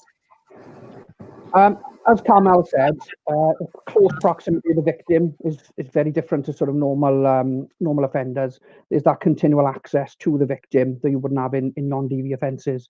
Another kind of difficulty in managing perpetrators is the fact that sometimes the perpetrator may be serving a non-DV sentence and not have any domestic abuse convictions. So it's more difficult then to impose conditions or restrictions related to the domestic abuse. The other thing that we've witnessed as well is that when working with perpetrators, there's higher levels of denial and victim blaming within that sort of cohort of offenders, possibly because of the stigma attached to being a perpetrator, as opposed to kind of other offending. So they may be less likely to acknowledge their own guilt compared to, say, acquisitive offending or non-DV violence. So, burglars, drug dealers might be sort of quite happy to admit their wrongdoing and open up scope for work compared to DV perpetrators who may be in flat out denial, similar to what we see in sex offenders. With perpetrators as well, there's a greater chance of continued offending without offences being reported. So particularly with a relationship is continuing, there may be further instances of abuse, further offences, but the victim may be motivated by fear or even love of the perpetrator not to report. There may be some level of emotional dependence or even a fear of involvement in services. So the victim may refrain from reporting any instances of abuse because of a fear of social services becoming involved. Another kind of difference working with perpetrators as opposed to general sort of offenders is the fact that the offence-focused work that we do with perpetrators could have the potential to increase risk to the victim. So any adverse emotional reaction as a result of the behavioural change work around the domestic abuse offending could make his emotions flare, which would then be directed towards the victim's further abuse. So it's very important that the victim's voice needs to be considered in any intervention plan when it comes to working with perpetrators of abuse. With professional probation officers and other professionals working with perpetrators, we also need to be mindful as well that perpetrators can be more manipulative than general offending cohort. So we need to be more mindful and aware that there may be efforts to get us to collude. But finally, kind of more positively, there is a difference in that we've got an extra source of risk-related information available from victim services. So if they're engaged with an independent domestic violence advisor and IDVA or any other DV support, we can get real-time information from the victim, which can inform then any intervention plans, risk management plans, or safety plans. Fantastic, thank you. Okay, and finally, Laura, what is different from general probation work when we're working with perpetrators of domestic violence? Well, hello, everybody. Yes, I would like to make a few points that are very similar to what my colleagues already said. First, this type of offenders are especially difficult to work with because they usually don't see themselves as offenders. They don't consider they committed a serious crime or even a crime. In Spain, the offenders who get an alternative sentence are first-time convicted offenders sentenced to up to 2 prison years, and then incarceration is replaced by mandatory community treatment. In many cases, they committed psychological violence, not physical violence. So when they are referred to the probation office, they are so angry with the law, they consider they are victims victims of a feminist law, a feminist judge who is usually a woman, and the probation psychologist is usually a woman as well. So they are really, really angry and with a low motivation for the treatment and for the compliance of the sentence. Second, all offenders who get this alternative sanction, they also get a restraining order, so they cannot approach the victim for this period of time. But in many cases, they come with the victim to the probation office for the first interview because they are still living together, or they report this information to our probation officers in the middle of the treatment when the engagement between the probation officer and the offender is already there. And this creates a lot of confusion and it's problematic for the probation officer. As Jana said in her presentation, this difficult balance between support and control is something that you have to handle with this type of offenders, and it's problematic sometimes. And the third point that I would like to make is that, at least in Spain, there is a lot of attention in how we treat this category of offenders from other institutions, research from academics, and we don't always get a lot of support. So, meaning that some institutions believe that all resources should go to the victim, and we shouldn't get that much resources to work with the offender. And sometimes it's difficult to explain the work that we do and the outcomes that we get, which are not easy to make, as you all know. So I think this is also problematic in this context. Thank you, Laura. Okay, so we're going to move to the second guiding question now. And I think we'll follow the same order that we followed last time. So we'll start with John, if that's okay. Mm-hmm. So what has worked well in your collaborations? What have the challenges been, and what have you done about them, both personally and organizationally? Thanks, Nate. There are quite a lot of, I think, has worked well in our collaboration with probation over the last number of years. I think what has been really helpful is that probation have a national lead for domestic violence, which means that within probation there is somebody who is taking a lead around the issue. And probation are represented on the National Domestic Violence Intervention Committee, which again oversees the work of perpetrator programs in Ireland and the rolling out of the national strategy. So in terms of the structure, there is somebody who is the national lead. There is the representation by probation on the national committee. But also think what has been really important in the last while is that, and this has been alluded to, the fact that there are men coming through the judicial system who have a criminal offence, but there also is domestic violence as well there. And I think the fact that probation have taken a very proactive approach in looking at those non-index offences where domestic violence has been there, and that they have proactively sought to follow up on those and then to refer them to programs within run by the NGOs. And I think this has been significant because it has increased the referrals that have come through probation, because, as has been alluded to in one of the keynote speakers, in Ireland it is the NGOs who primarily deliver domestic violence intervention programs, and probation do one-to-one work, but they don't really roll out programs. So the fact that there is this structure in Ireland that the NGOs and the statutory organisations sit on a national committee, and there's regular contact going on between them. But then what has developed over the last number of years has been a protocol that we have developed between Move, Mend and the probation service on the process from referral right through to completion and reports to court, a protocol which really defines the roles and responsibilities of both organizations in response to referrals that come from probation.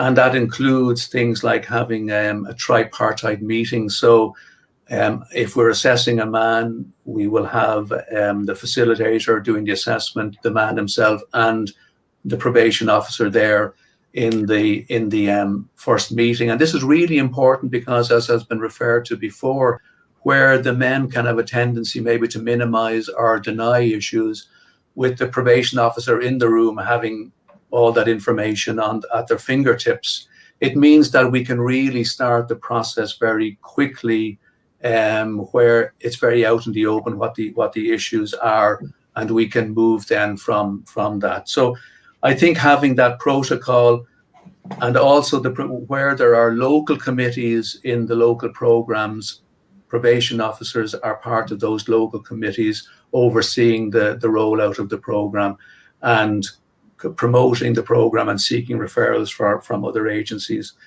The other thing that I would also be very think is really important is, unlike, say, other referral situations, excuse me, I drink of water.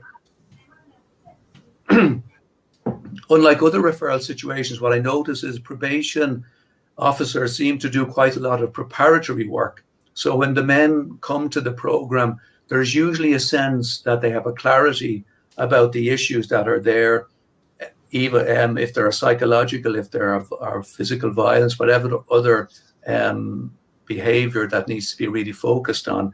There tends to be a sense that probation have done some good preparation, and that really helps.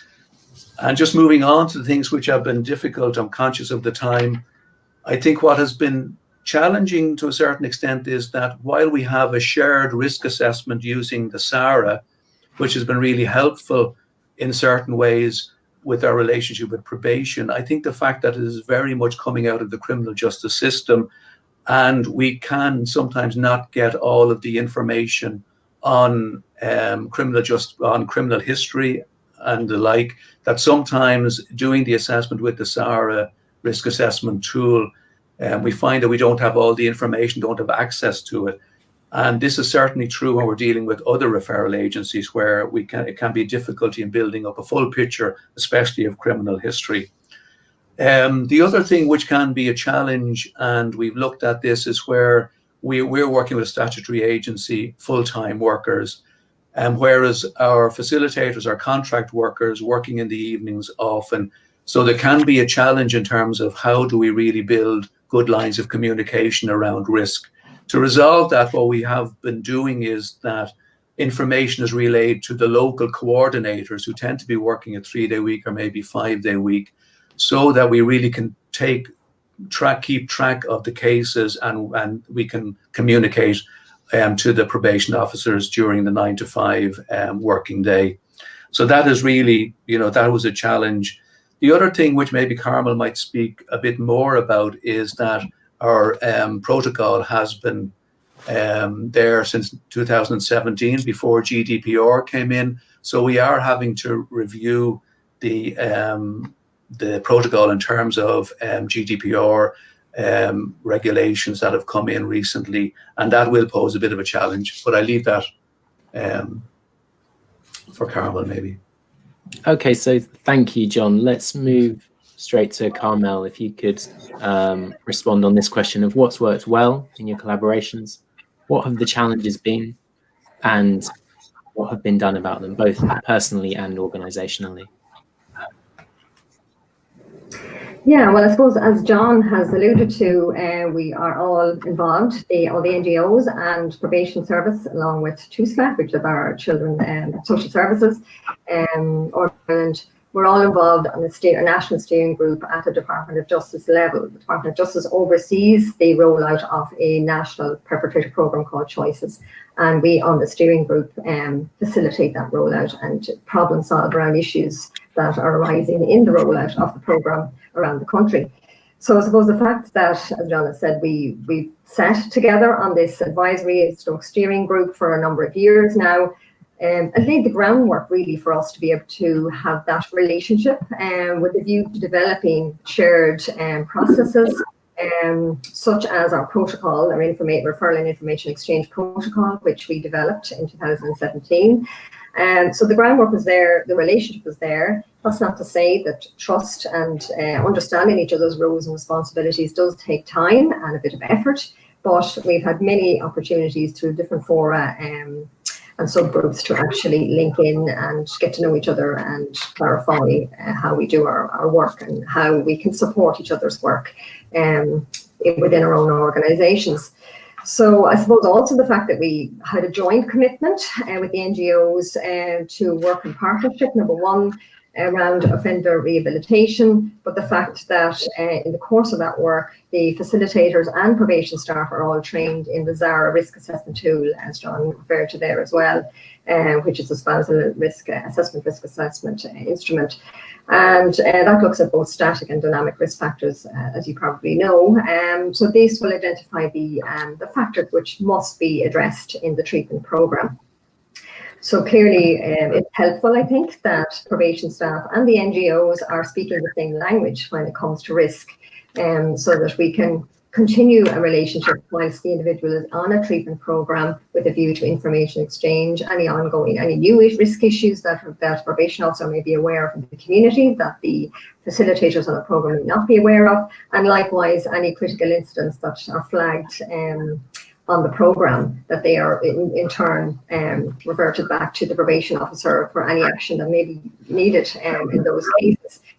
We certainly have instances where we've had to bring matters back to court in a hasty manner, where we knew victims were at increased risk, because of information shared.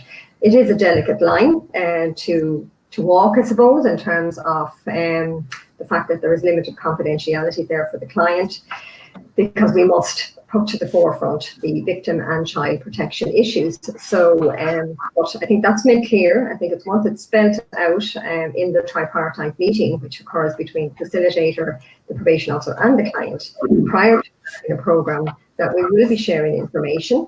I think that clears some of the issues up and makes it easier to go forward on that basis. I suppose we needed to respect differences as well, that these are some of the challenges that we have had to deal with in the course of our interactions with the NGOs. Obviously, probation service are a statutory organisation with statutory responsibilities. We're officers of the court with reporting obligations around the cases that we're working with. Whereas obviously the NGOs are, they're trying to develop a therapeutic alliance with the client and to motivate that client and engage them to go that journey in terms of behaviour change. And so the probation officer will deal with that in terms of trying to support the client. We don't just drop them with the perpetrator programme. We continue to do supportive work with the individual on a one-to-one basis in terms of maintaining motivation and develop it in the first place if it's not there.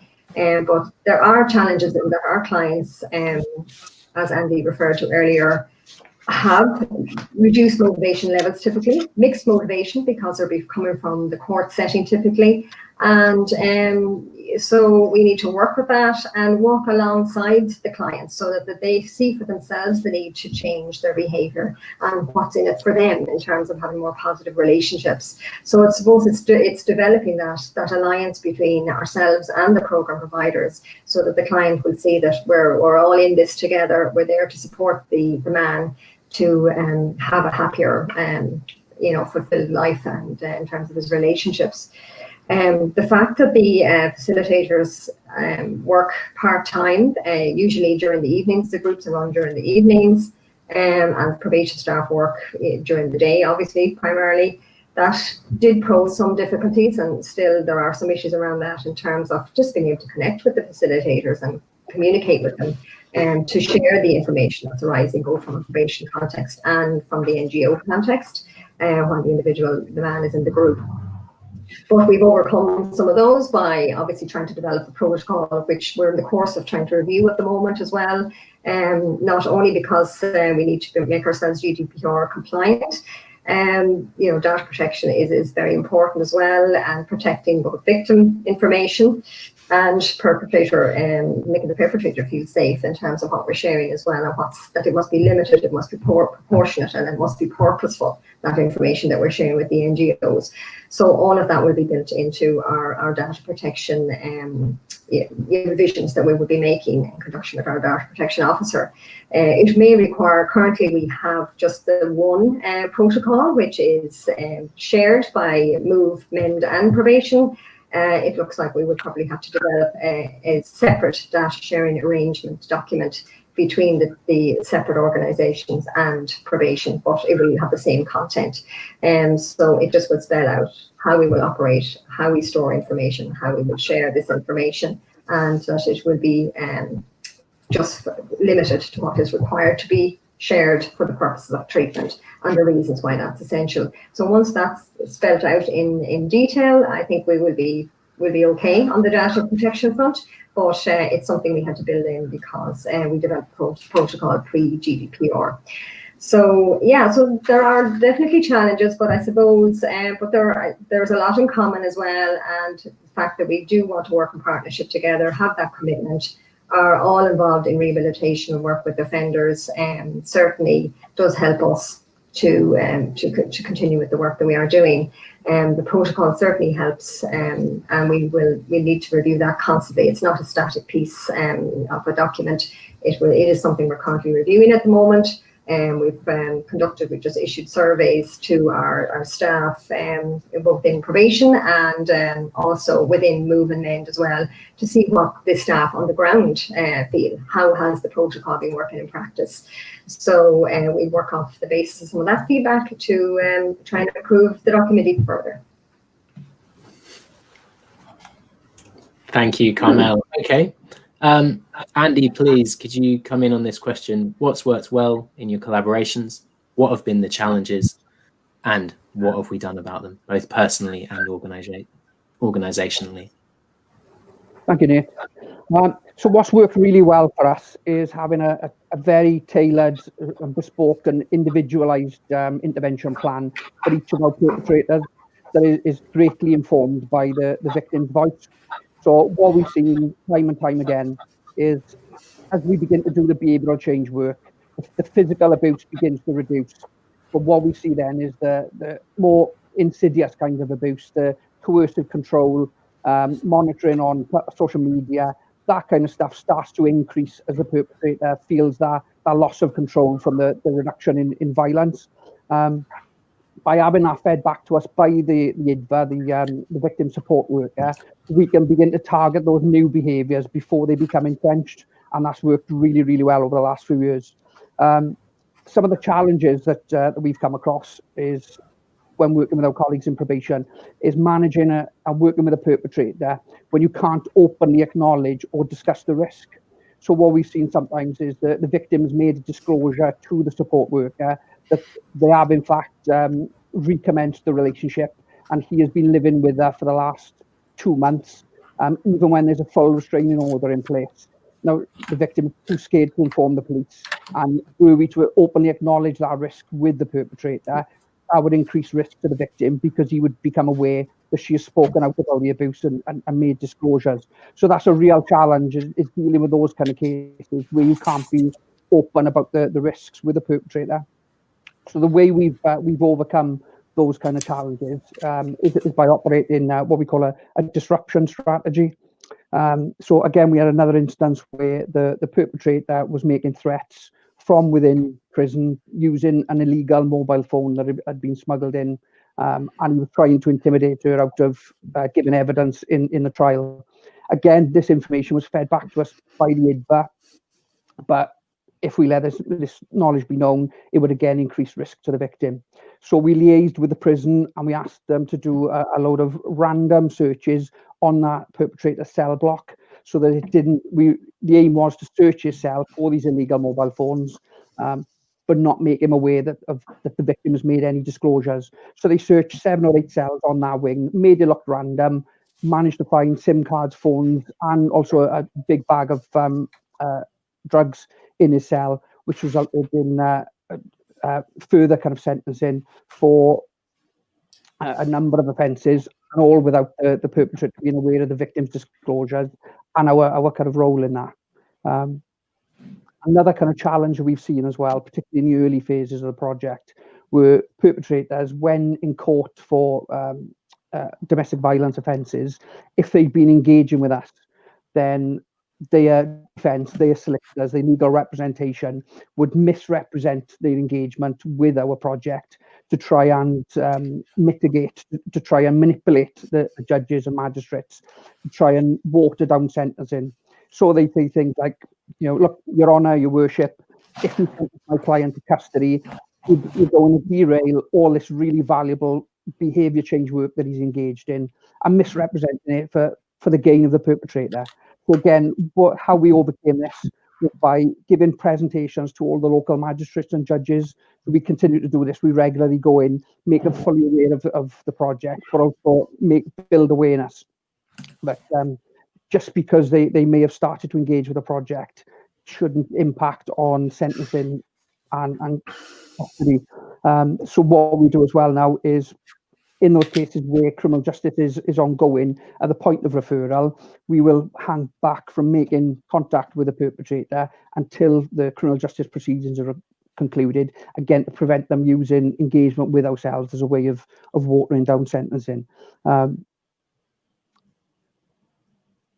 Other challenges we've had in the initial phases was getting that two-way flow of information between ourselves as a perpetrator program, but also with the IDVA service and probation.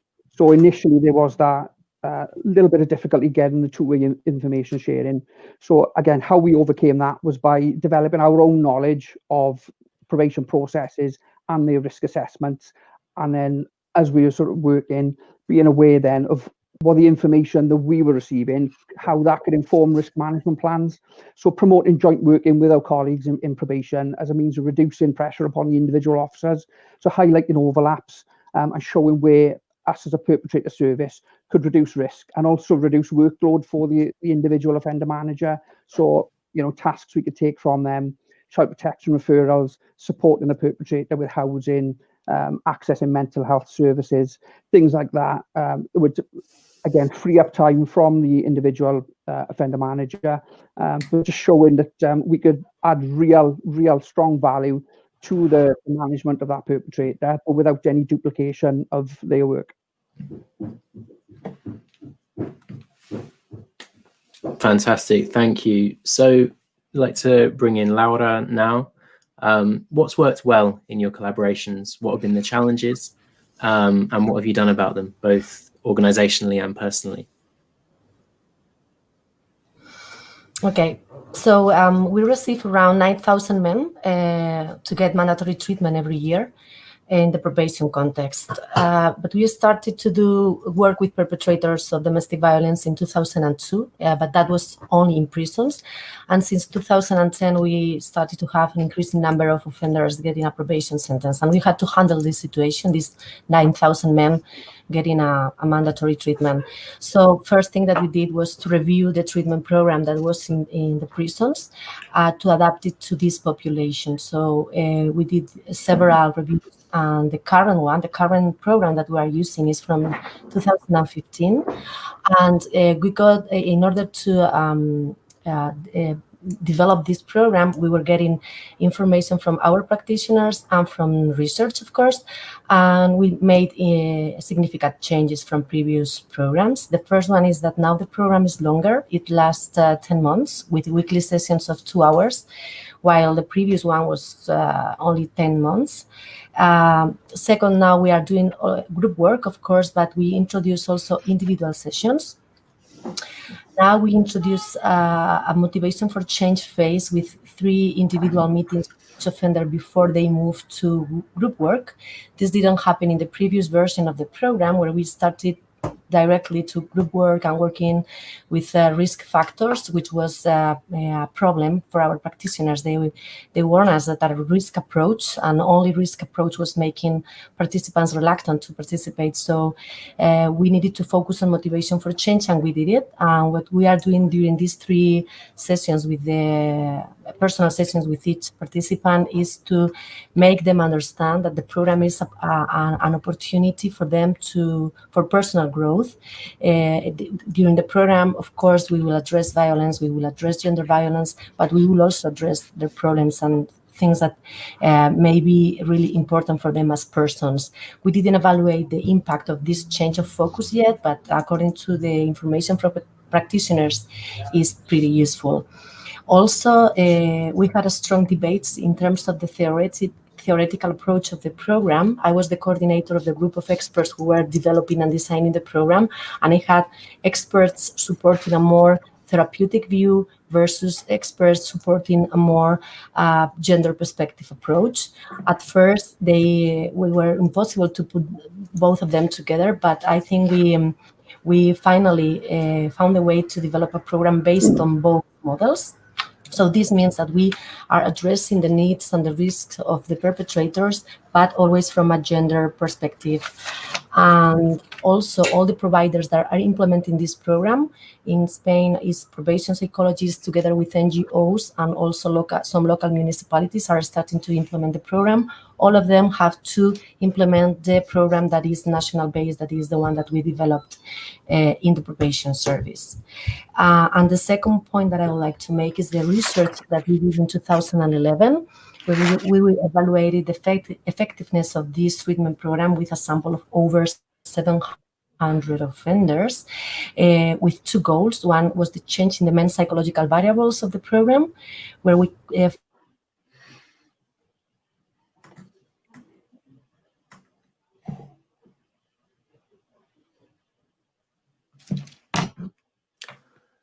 Okay, we've lost sound from Laura.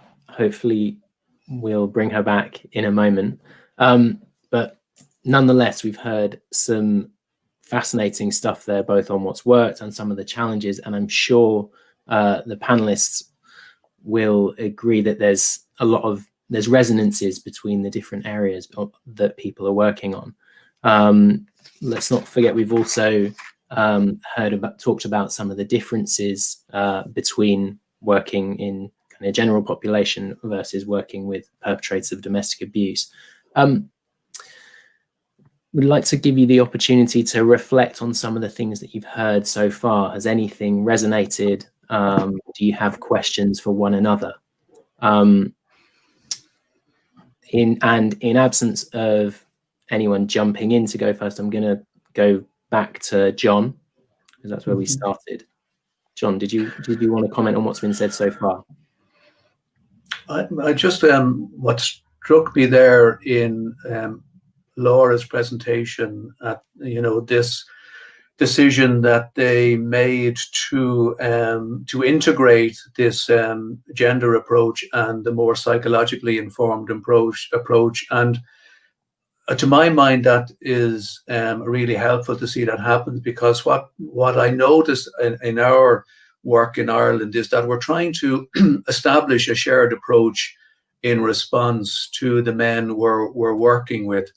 And I think that where we can take it, because this morning in the keynote speakers and in the introduction to the conference itself, there was talking about the complexity of the issue, and there was a talking about the many issues that the men bring. So we have a cohort of men that have a lot of issues going on. So I think the challenge for the programs is in terms of how to respond to that in an appropriate way and to prioritize the issues that are coming up. How do we have an effective outcome for the men we're working with? And I think one critical thing between the NGOs and statutory agencies is to develop this shared approach and a way of really seeing how can we bring the best of different models to bear with the men we work with for the best outcome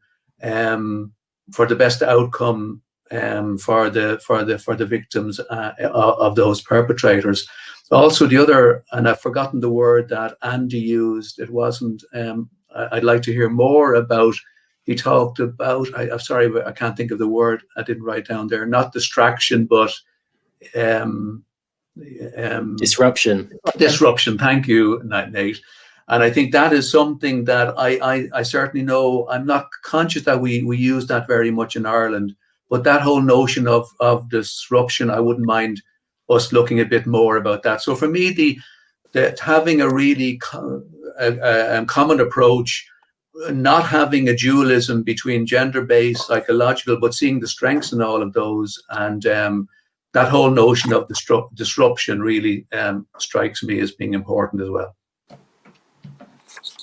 Thank you. Okay, so perhaps that's something we can come back to in the Q&A. I see that Laura is back, so I just wanted to give you the opportunity to pick up where you'd left off. Okay, I'm so sorry for this. I'm with my happens. mobile phone. I hope you can hear me now. Yes. Okay. I think I was addressing the research that we made in 2008. We did was to evaluate the effectiveness of the program in two main goals, one of them being the change in the psychological variables that are addressed during the program. And we could find an increase in the communication skills, assumption of offense responsibility, empathy, and satisfaction with the partner relationship, while we could see a significant decrease in jealousy, anger, hostility, and other variables. And we also evaluated recidivism rates. After 1 year, finishing the program, there was a rate of 4.6% of recidivism, and after a follow-up of 5 years, our recidivism rate was 6.8%. In this case, we cannot compare with the control group because the control group was the waiting list. So all of the offenders finally underwent the program. So we don't have information about recidivism rate of the control group, but we can, of course, compare with international data. So I'm not sure if you went to the third question already, but this is all the information that I have for the second question. That's great. Yeah, we haven't moved on to the third question yet. So we're just going to take some reflections from the panelists on what's been said so far. So Carmel, would you like to comment? Yeah, sure.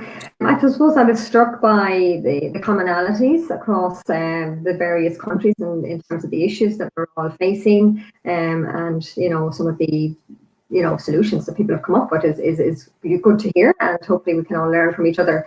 I suppose certainly the integrated approach that some of the speakers referred to and that we know is best practice is something that we would support in Ireland and want to develop even further, with a view to linking in with victim services, and also dealing with that disruption piece that was mentioned as well earlier there, that if we begin with, be it the police or a prison officer, maybe in a prison that Andy referred to, in that instance where it helped, where we shared information, we dealt with it in a sensitive manner. Likewise, our police colleagues in the community have been very supportive in managing risk situations in a sensitive, careful way, so that we don't create further risk for the victim. So I think it's very important that we develop those processes between the various services, not just between the treatment organisations and the likes of probation, but also across all of the statutory services, so that we can do this work in an integrated and safe way. I was also interested in Laura's comments there about the risk approach versus, I suppose, the need to motivate and work with the man and have him seeing the need for change for himself. I think we all realise that you cannot have lasting change unless the man is on board and the need for change himself. What's in it for them? Be it being a better father, sometimes that's a good hook, having more positive, healthy relationships, whatever it is, we need to work on all that together, both within probation and across all the sectors. It is challenging, and there's such entrenched denial there. It's a difficult one, but we need to get the men on board somehow for the safety of everybody and the health of everybody. Absolutely. Thank you. Okay. Andy, would you like to comment on what's been said so far? I'd like to echo a lot of what Carmel has said. I don't think it can be overstated the value in building that motivation. You could have the best intervention plan, the best program in the world. If that perpetrator is motivated to change, sees no value in change, then it's going to fall upon deaf ears. So, motivation and looking to build and maintain that motivation has been recognised, and that's absolutely key. And again, what Carmel was saying, the complete importance of information sharing between intervention projects and statutory services. It's so essential that we were all working together in order to be able to identify those risks first of all, and then enable statutory services to manage those risks. Thank you. And Laura, would you like to comment on what you've heard so far? So you mean the third question, our next steps? No, just on what the other panelists have said. Just if anything has, you don't have to, but if anything has kind of come up for you as interesting or that you'd like to comment on. Yeah, well, I think we all agree on the issue that intervention programs have to be focused on the individual as well as in the risk factors, and that's the challenge for all of us, I think. So yeah, I will stick with that. Okay, thank you. So what I'm going to do, because I'm conscious of time and I really want to bring in the audience contributions, I'm going to pose the audience questions to you now, and then if we have time, we'll move on to the third question from us, just because I don't want to cut those questions short. So I'm going to bring in, it's actually a question to Laura first, which Fionuala says, I think the point you made about men not seeing themselves as perpetrators and even as victims of a feminist conspiracy is really key to understanding how to work with them. Are you understanding them as kind of presenting as a radicalized element or a sort of extremist group in that sense? Well, I'm not sure if I can consider it like that. What I am sure is that this is something that we have to address from the very beginning in the sessions with the offenders. So our practitioners leave the first session, they tell them, okay, speak up. You can say anything you want about the system, about the judge, about the law, but only for the first session. And I will hear you, we will talk about it, but after that we will focus on you and we will focus on the program that you have to participate in. And I would like to mention here that it's risky. I'm a stronger supporter of group work with this category of offenders, but it's also a problem when they group reinforcement on this type of attitudes against the system and about this feminist conspiracy, etc. This is also a situation that the practitioner has to handle in a very good way, and so you want them to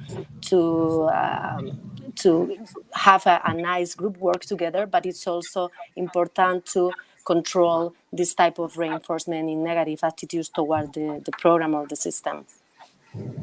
Okay, thank you. Would anyone else like to come back on this? Is this question of kind of misogynist backlash, the idea of a kind of feminist worldview, which is a kind of separate issue to the issue that they may be having, or it's an additional issue to the issue they're having with their specific partner? I think my response to that is it's simply another. The challenge is to bring the man, I think, in that case, back to his own situation, because it's yet something that can be used from the outside. So it's basically an external thing. That there are many external things happening in the men's lives that they can use as a way of distracting from their own potential change. So I think it just is another element of that. So I think it's important not to get distracted, because as we can get distracted about the social workers, the probation officers, the world, feminists. I think all of that is really critical, that we see that that external thing is really a distraction from the change that's required.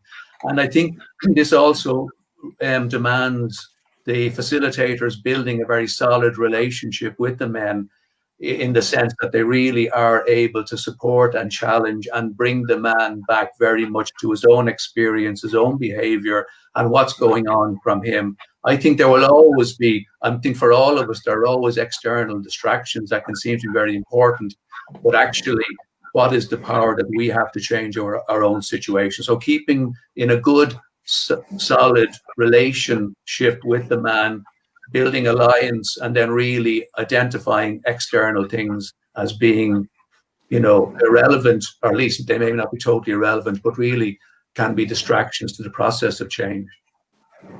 Okay, so we've had a couple of questions phrased in different ways around how the therapeutic and gender-focused approaches can be merged. Some people kind of questioning whether they can, and others questioning kind of practically for some examples of how they can. I wonder if someone could speak to that. Well, yeah, this was a very complicated issue when we were developing the program, as I mentioned before, but I do believe that we can merge both approaches. So in the previous version of our program, we thought we were merging both approaches, but after that, we realized that we weren't doing a good job, because we just had an educational unit on discrimination of women and patriarchal society and awareness for men. But after that, we started, the rest of the units didn't have this gender approach itself. But in the current version of the program, what we did was to take all the different psychological variables that we were addressing and to focus them from the gender perspective. And I will give an example. When we are talking about emotions, or we are talking about how you build your self-esteem, we make men aware that men and women build their self-esteem in a very different way because of our socialization process, because we are socialized in a very different way. And what is important for a female teenager is very different for a male teenager, and that is very relevant to our own personality when we are grown-ups. So that's something that we are making them aware in all the different units. The same with emotions. How we express emotions, how we manage emotions is different, men and women, just because of the way we are socialized. So we are trying to put the gender approach in all the different aspects that we are working in during the program. Okay, thank you. Would anyone else like to come in on this kind of practical question of merging the gendered and psychological approaches? I think I would suggest that having a trauma-informed approach is also very useful, because we know that one of the risk factors for domestic violence is, somebody having witnessed domestic violence as a child. Other factors, like obviously there are other psychosocial issues like addictions, mental health. So it's very complex, domestic violence. It's not just a gender issue. There are a lot of factors out there that we need to take on board. And it is challenging, because I know the victim support service very much support the gender-informed approach. And see that, obviously most of the violence is conducted against women by men, but it can happen in reverse, it can happen in same-sex relationships, and I think that's probably taboo at the moment to even talk about. I think there's probably more of that violence out there than we actually know, and we need to open our minds to it, and more of those cases will come our way. I think we've had a few female offenders come into probation, small numbers, but we've had a few, and I think we need to be geared up to work with those. So, it's not just one size fits all, and I think the gender-informed approach can skew how we will deal with the issue. Certainly, the coercive control can be directed both ways by both sexes. So it's complex, but I think we do need to look at the bigger picture and not throw out gender reform, but not be open to other considerations as well as complexities. Okay, and I guess following on in a way from that, this idea around complexity of need, we had a question from Nicole. This was addressed to Andy, so maybe you want to take this one first. How can behavior change programs work with high harm or risk men with complex needs is the first part of it. And the second one is what's being done to address the dearth of practitioner skills identified in the drive evaluation. Thank you, Nate. So working with high harm, high risk perpetrators with complex needs, there's three approaches that we take when working with all of our perpetrators. So we look at a few things: support, disrupt, as I mentioned earlier, and the behavioural change. Now, right at the very beginning of the intervention and throughout, there's recognition and understanding of Maslow's hierarchy of needs. So quite often we've got a lot of perpetrators who have got a high level of complex needs, whether that's mental health, substance misuse, homelessness, trauma, all sorts. So at the very beginning of the intervention, we look at offering support and trying to address those needs. So we support the perpetrators in, accessing mental health services, accessing drug and alcohol treatment. We assist them with housing applications.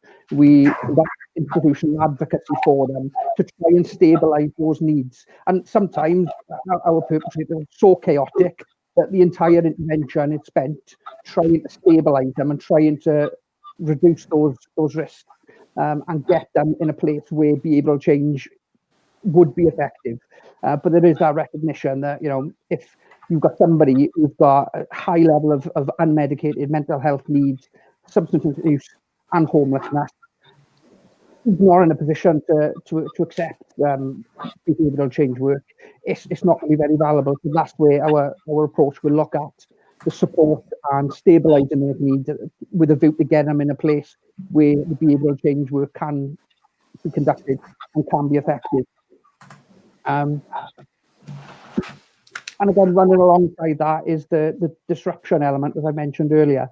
So we have different levels of engagement, different levels of motivation. So even if whether they're engaging with us or not, we're still looking for opportunities to increase safety and reduce risk for the victims and children by whatever means necessary. So as I said, gave you examples earlier of facilitating convictions for other offences, or it could be submitting child protection referrals, or we may have a disclosure from the perpetrator that he's in a new relationship. So we will request a Clays Law, the perpetrator disclosure stream, where police will go out to the victim and inform them of the perpetrator's DV history. So at least the victim then, or potential victim, the new partner, is in a position to make an informed choice as to whether she wants to continue that relationship. So all of that will run alongside the support part of the intervention. Moving on to the second part of the question, what's been done to address the dearth of practitioner skills? The training of our case managers has evolved massively since the beginning. We've been running 4 years now, and it's evolved exponentially. So our case managers now, as a matter of course, as part of their training, they will become qualified IDVAs. So they will themselves be independent domestic violence advisors, as well as a qualified practitioner working with perpetrators. In addition to this, to bolster the skills of the individual case managers, we've now got a fantastic relationship with probation. They allow us access to the probation psychologists.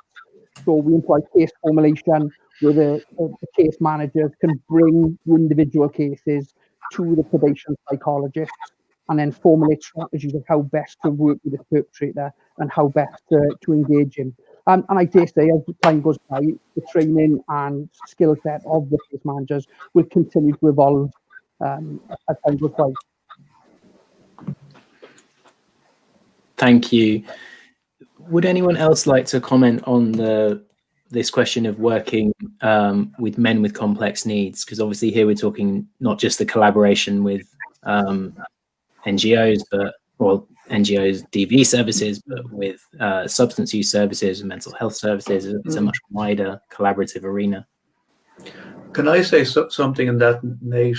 Because it is a frustrating situation. I think I'm really delighted to hear what Andy is saying there and Drive, how they seem to work to deal with those very practical issues that would be obstacles to behaviour change.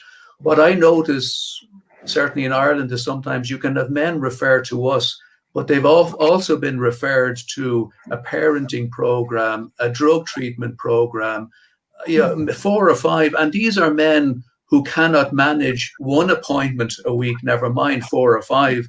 And I think it's a real shortcoming in the interagency work that there's nobody there.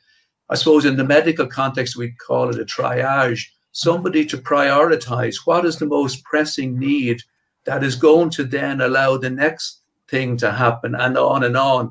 But what happens is that men are set up to fail often and families, not just men, because too much is asked of them and they have limited resources and they have all of these issues going on. So I think it is a critical issue.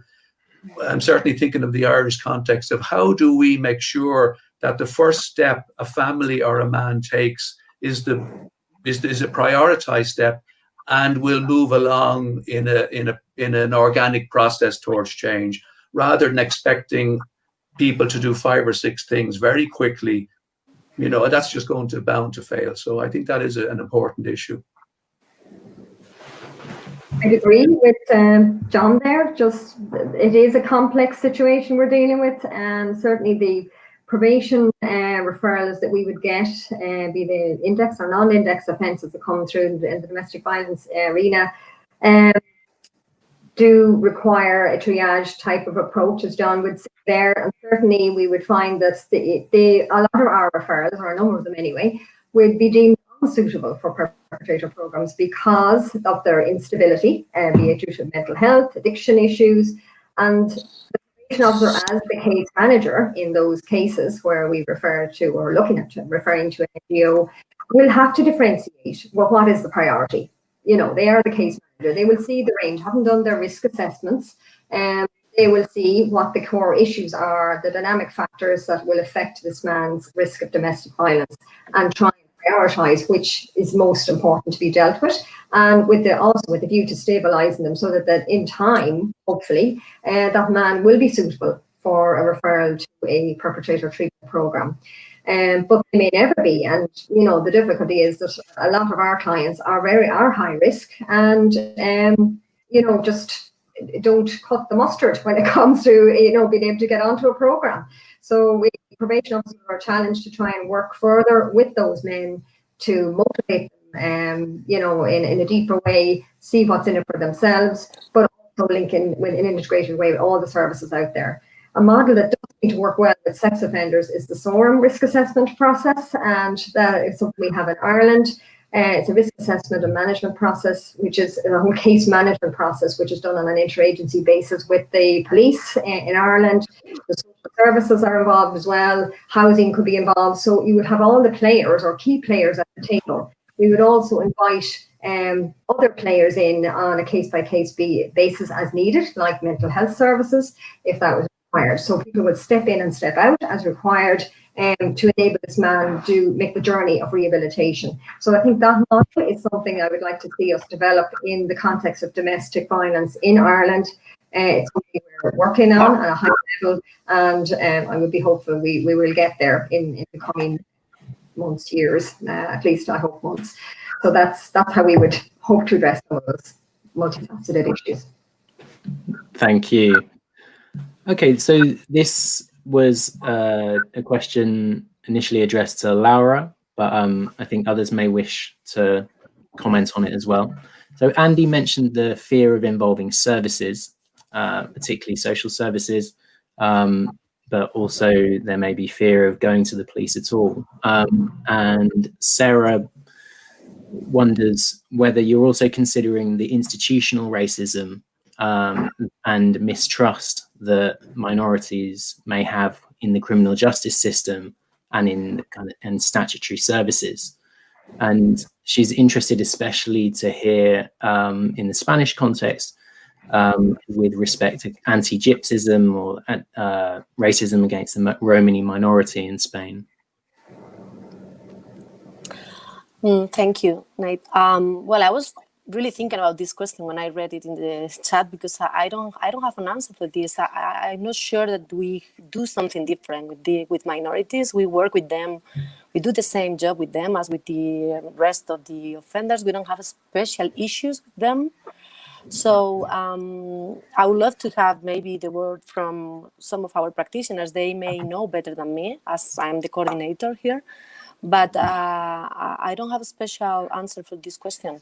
Maybe my colleagues? Okay, would someone else, would anyone else, Andy perhaps, is this something that comes up?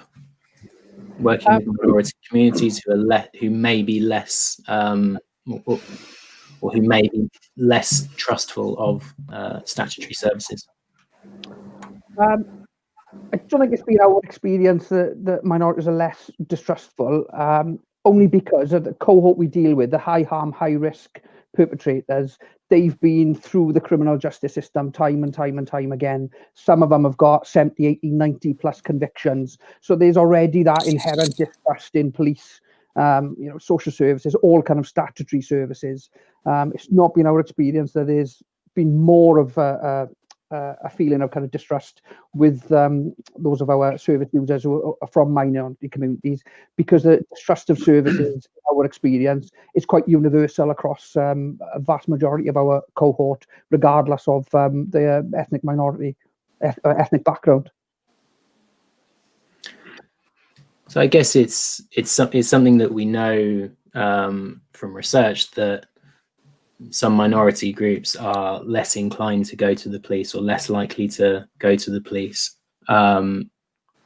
if as a victim, and some of that is due to fear of further harm being perpetrated by the police.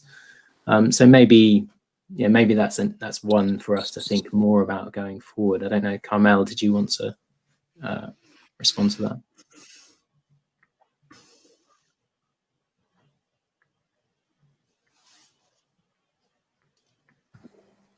Can you hear me? Yeah. Sorry, yeah, in Ireland, I suppose we have a significant enough traveller population in the country, and there certainly probably is a mistrust of the criminal justice system, and they are probably overrepresented both in the prisons and in the justice system, so be it fairly or unfairly.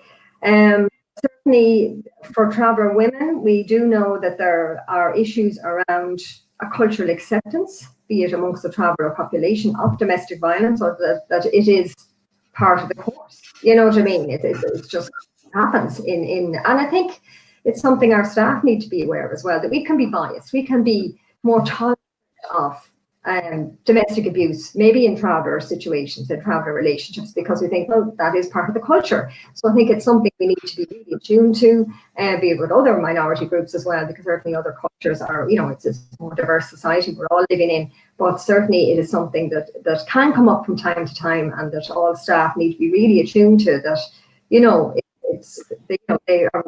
all people require decent, respectful relationships, and to feel safe in those relationships, regardless of their background. For staff, and I think for victims, because victims of domestic violence generally may not know that they are victims of domestic violence. They're, first of all, may be in denial themselves about it. They may not recognise the signs, because it's so subtle sometimes. It's especially if it's coercive control rather than violence orientated. So there's an educational piece there, and a general societal awareness piece needs to be happening. And I think we have an awareness campaign in Ireland, and have had for the last year or more, in domestic violence, which will just make everyone in the community, everyone in society, aware of what is domestic violence, what's acceptable behaviour, what isn't. And so I think we all need to develop that further across all sectors. Thank you. Okay, had another question from Sarah. I'm not sure if it was the same Sarah earlier on. So John and Andy both talked about the increased risk to victims when undertaking interventions with perpetrators. And Sarah wondered if they could signpost to any research on the topic. And I guess it kind of brings us to this question of sort of service-generated risk that was discussed quite a lot at the mini WWP EN conference. I wonder if panelists would like to comment on that increase to risk to victims, either signposting or how you've dealt with it.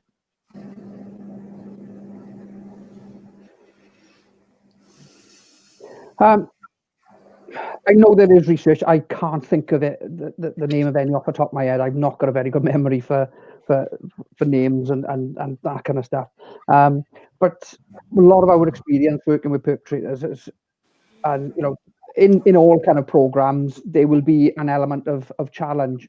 There'll be an element of building empathy for the victims and the children, and particularly when you draw the children into it and explain the potential impact upon the children. Sometimes that's very difficult for a perpetrator to hear. As I said, sometimes that may kind of provoke a negative emotional reaction, particularly with those kind of more chaotic or complex needs service users. And so they may feel kind of aggrieved, they may feel angry, so they may leave the session in a bad mood, in a temper, feeling angry, and just kind of storm out. So the way we kind of overcome that, like, to be honest, that's very, very rare. Our case managers are so good at what they do, so responsive. You know, they can see when they're beginning to touch a raw nerve, so they can kind of step back and work diligently to calm that perpetrator down and get him in that good frame of mind by the time that he leaves the session. Not always possible. So in those instances where there is that negative emotional reaction, that's where our links with the IDVA service, the support workers for the victims, comes into play. So what the case manager would do then is immediately inform the IDVA and say, look, you know, our service user, Mr. Jones, he's left you. He's not in a good emotional place. He's quite angry. We got concerns that this anger may be directed towards the victim upon his return home if they're still in a relationship.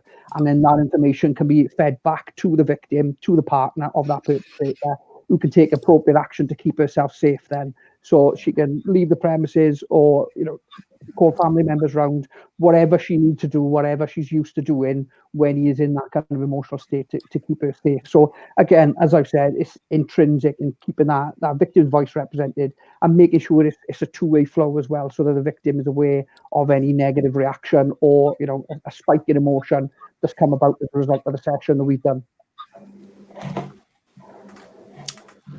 Okay, thank you. We've got a few more questions, and we did have one more guiding question. So unless someone has a burning response to this one, I'm just going to try and bring in the last couple of questions from the audience. Is that okay with the panel? Okay. Yeah. So just, we had a question on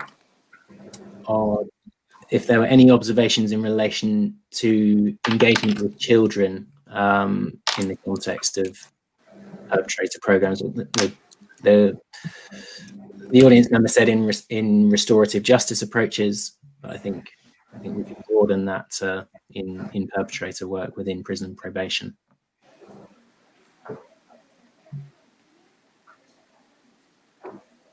So this is engagement with children, children's services.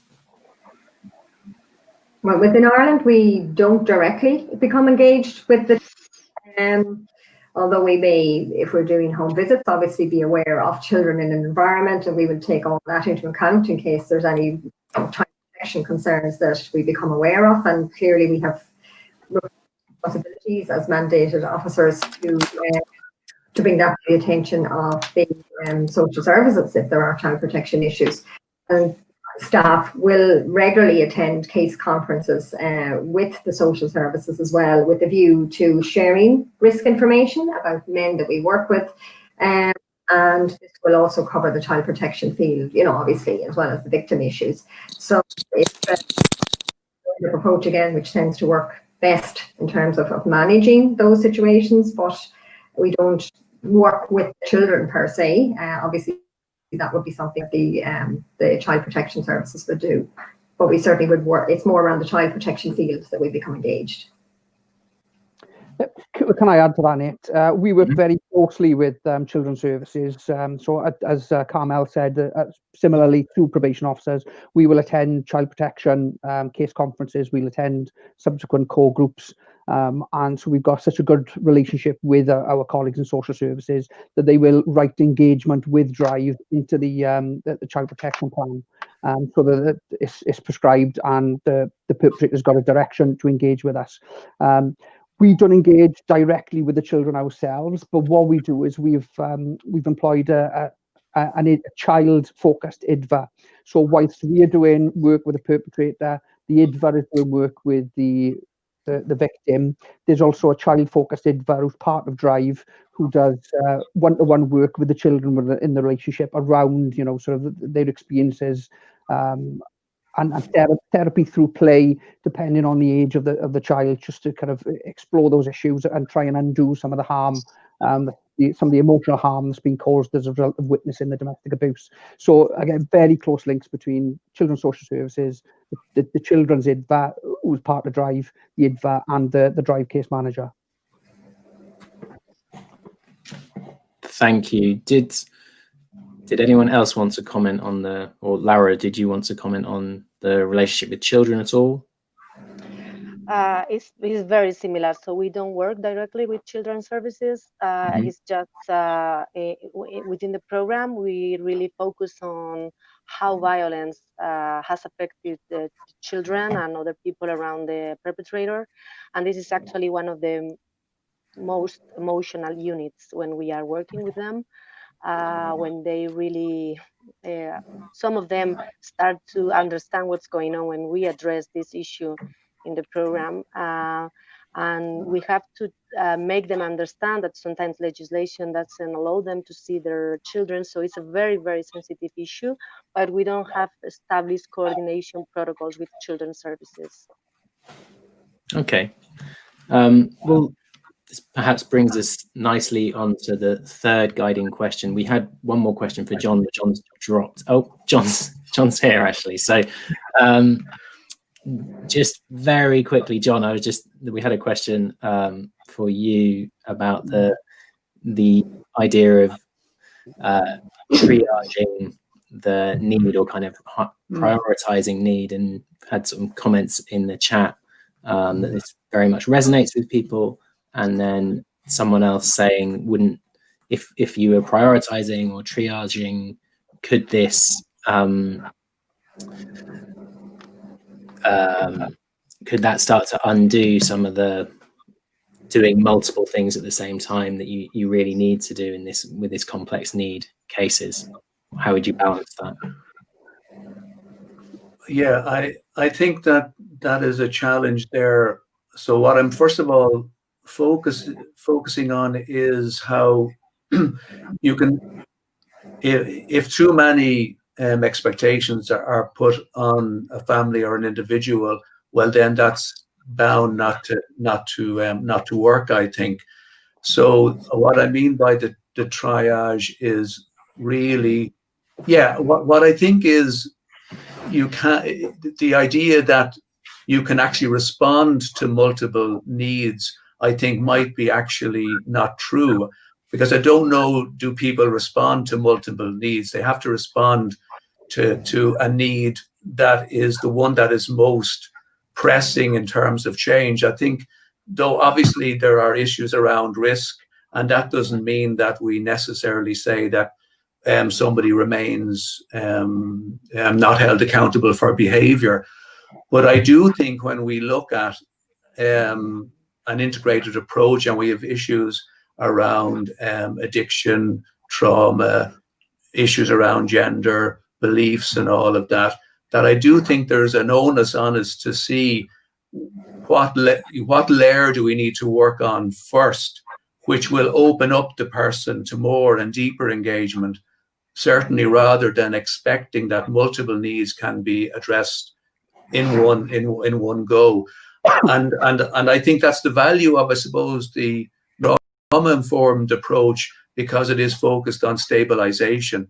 So I think if somebody is not stable enough to manage engagement in different programs, then the first thing we need to do is see how they can manage them, so they can manage themselves well enough to begin a process which might take place over time. So I think it's that, just getting that balance anyway. Great, thank you. Okay, so we've had fantastic audience participation this time and a lot of really great questions.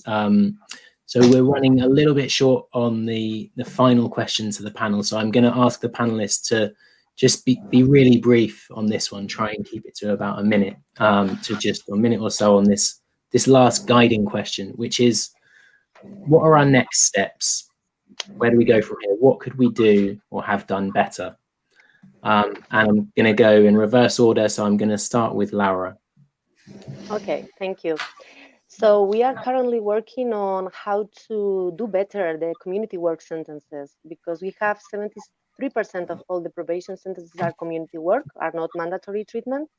And currently our offenders are doing the same community work as any other category of offenders. So we are working with the Ministry of Equality in order to see if we can select special placement for gender-based violence perpetrators, so they can do some type of work that is meaningful for the crime they committed. And the second idea is to develop a workshop on the prevention of gender-based violence. So these offenders sentenced up to 90 days of community work will be eligible to participate in the workshop as a way of serving the sentence. This will be for next year. The second idea is that we want to do some research on dropouts. What happens when the offender doesn't finish the treatment program? We don't have data about this yet.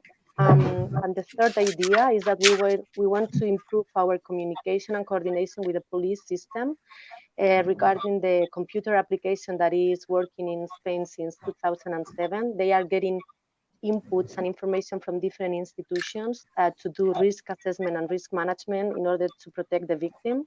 So as a probation system, we are not contributing to this system yet. So we want to see the way to give information about the intervention program, when the offender starts the program, when they finish, if there are dropouts, but with a lot of attention and caution on data protection and confidentiality, which is a very sensitive issue. How much information we can share with the police and other institutions. This is something we are currently considering. I think I was brief enough. Thanks. Thank you very much. Fantastic. So, Andy, what's next? I think something we all need to kind of strive for is just continue to develop those strong relationships between perpetrator and victim services and probation.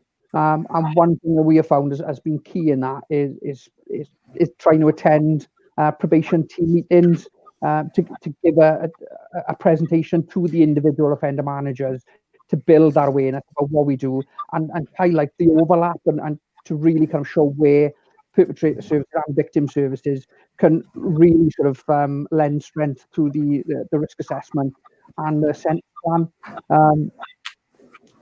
The other thing we found works really well and we continue to try and strive for is as a perpetrator service, it acts really well sometimes if we act as the intermediary between victim services and probation, because we are not entirely victim focused, we're not entirely perpetrator focused. We act as a real good kind of bridge, and that understanding with one foot in both worlds helps us to really sort of share the benefits and build that strong bridge between victim services and probation services. And finally, the last kind of thing I would suggest is where possible, establish a means for perpetrator services to identify when individuals working with them are on probation. Sometimes that's not always clear. So basically, a strong recommendation would be to establish that process where, day one, when a perpetrator walks in the door of the project, have that facility to check if that person is on probation, to begin that two-way flow of information immediately. Fantastic, thank you. So over to you, Carmel. What's next? What could we do better?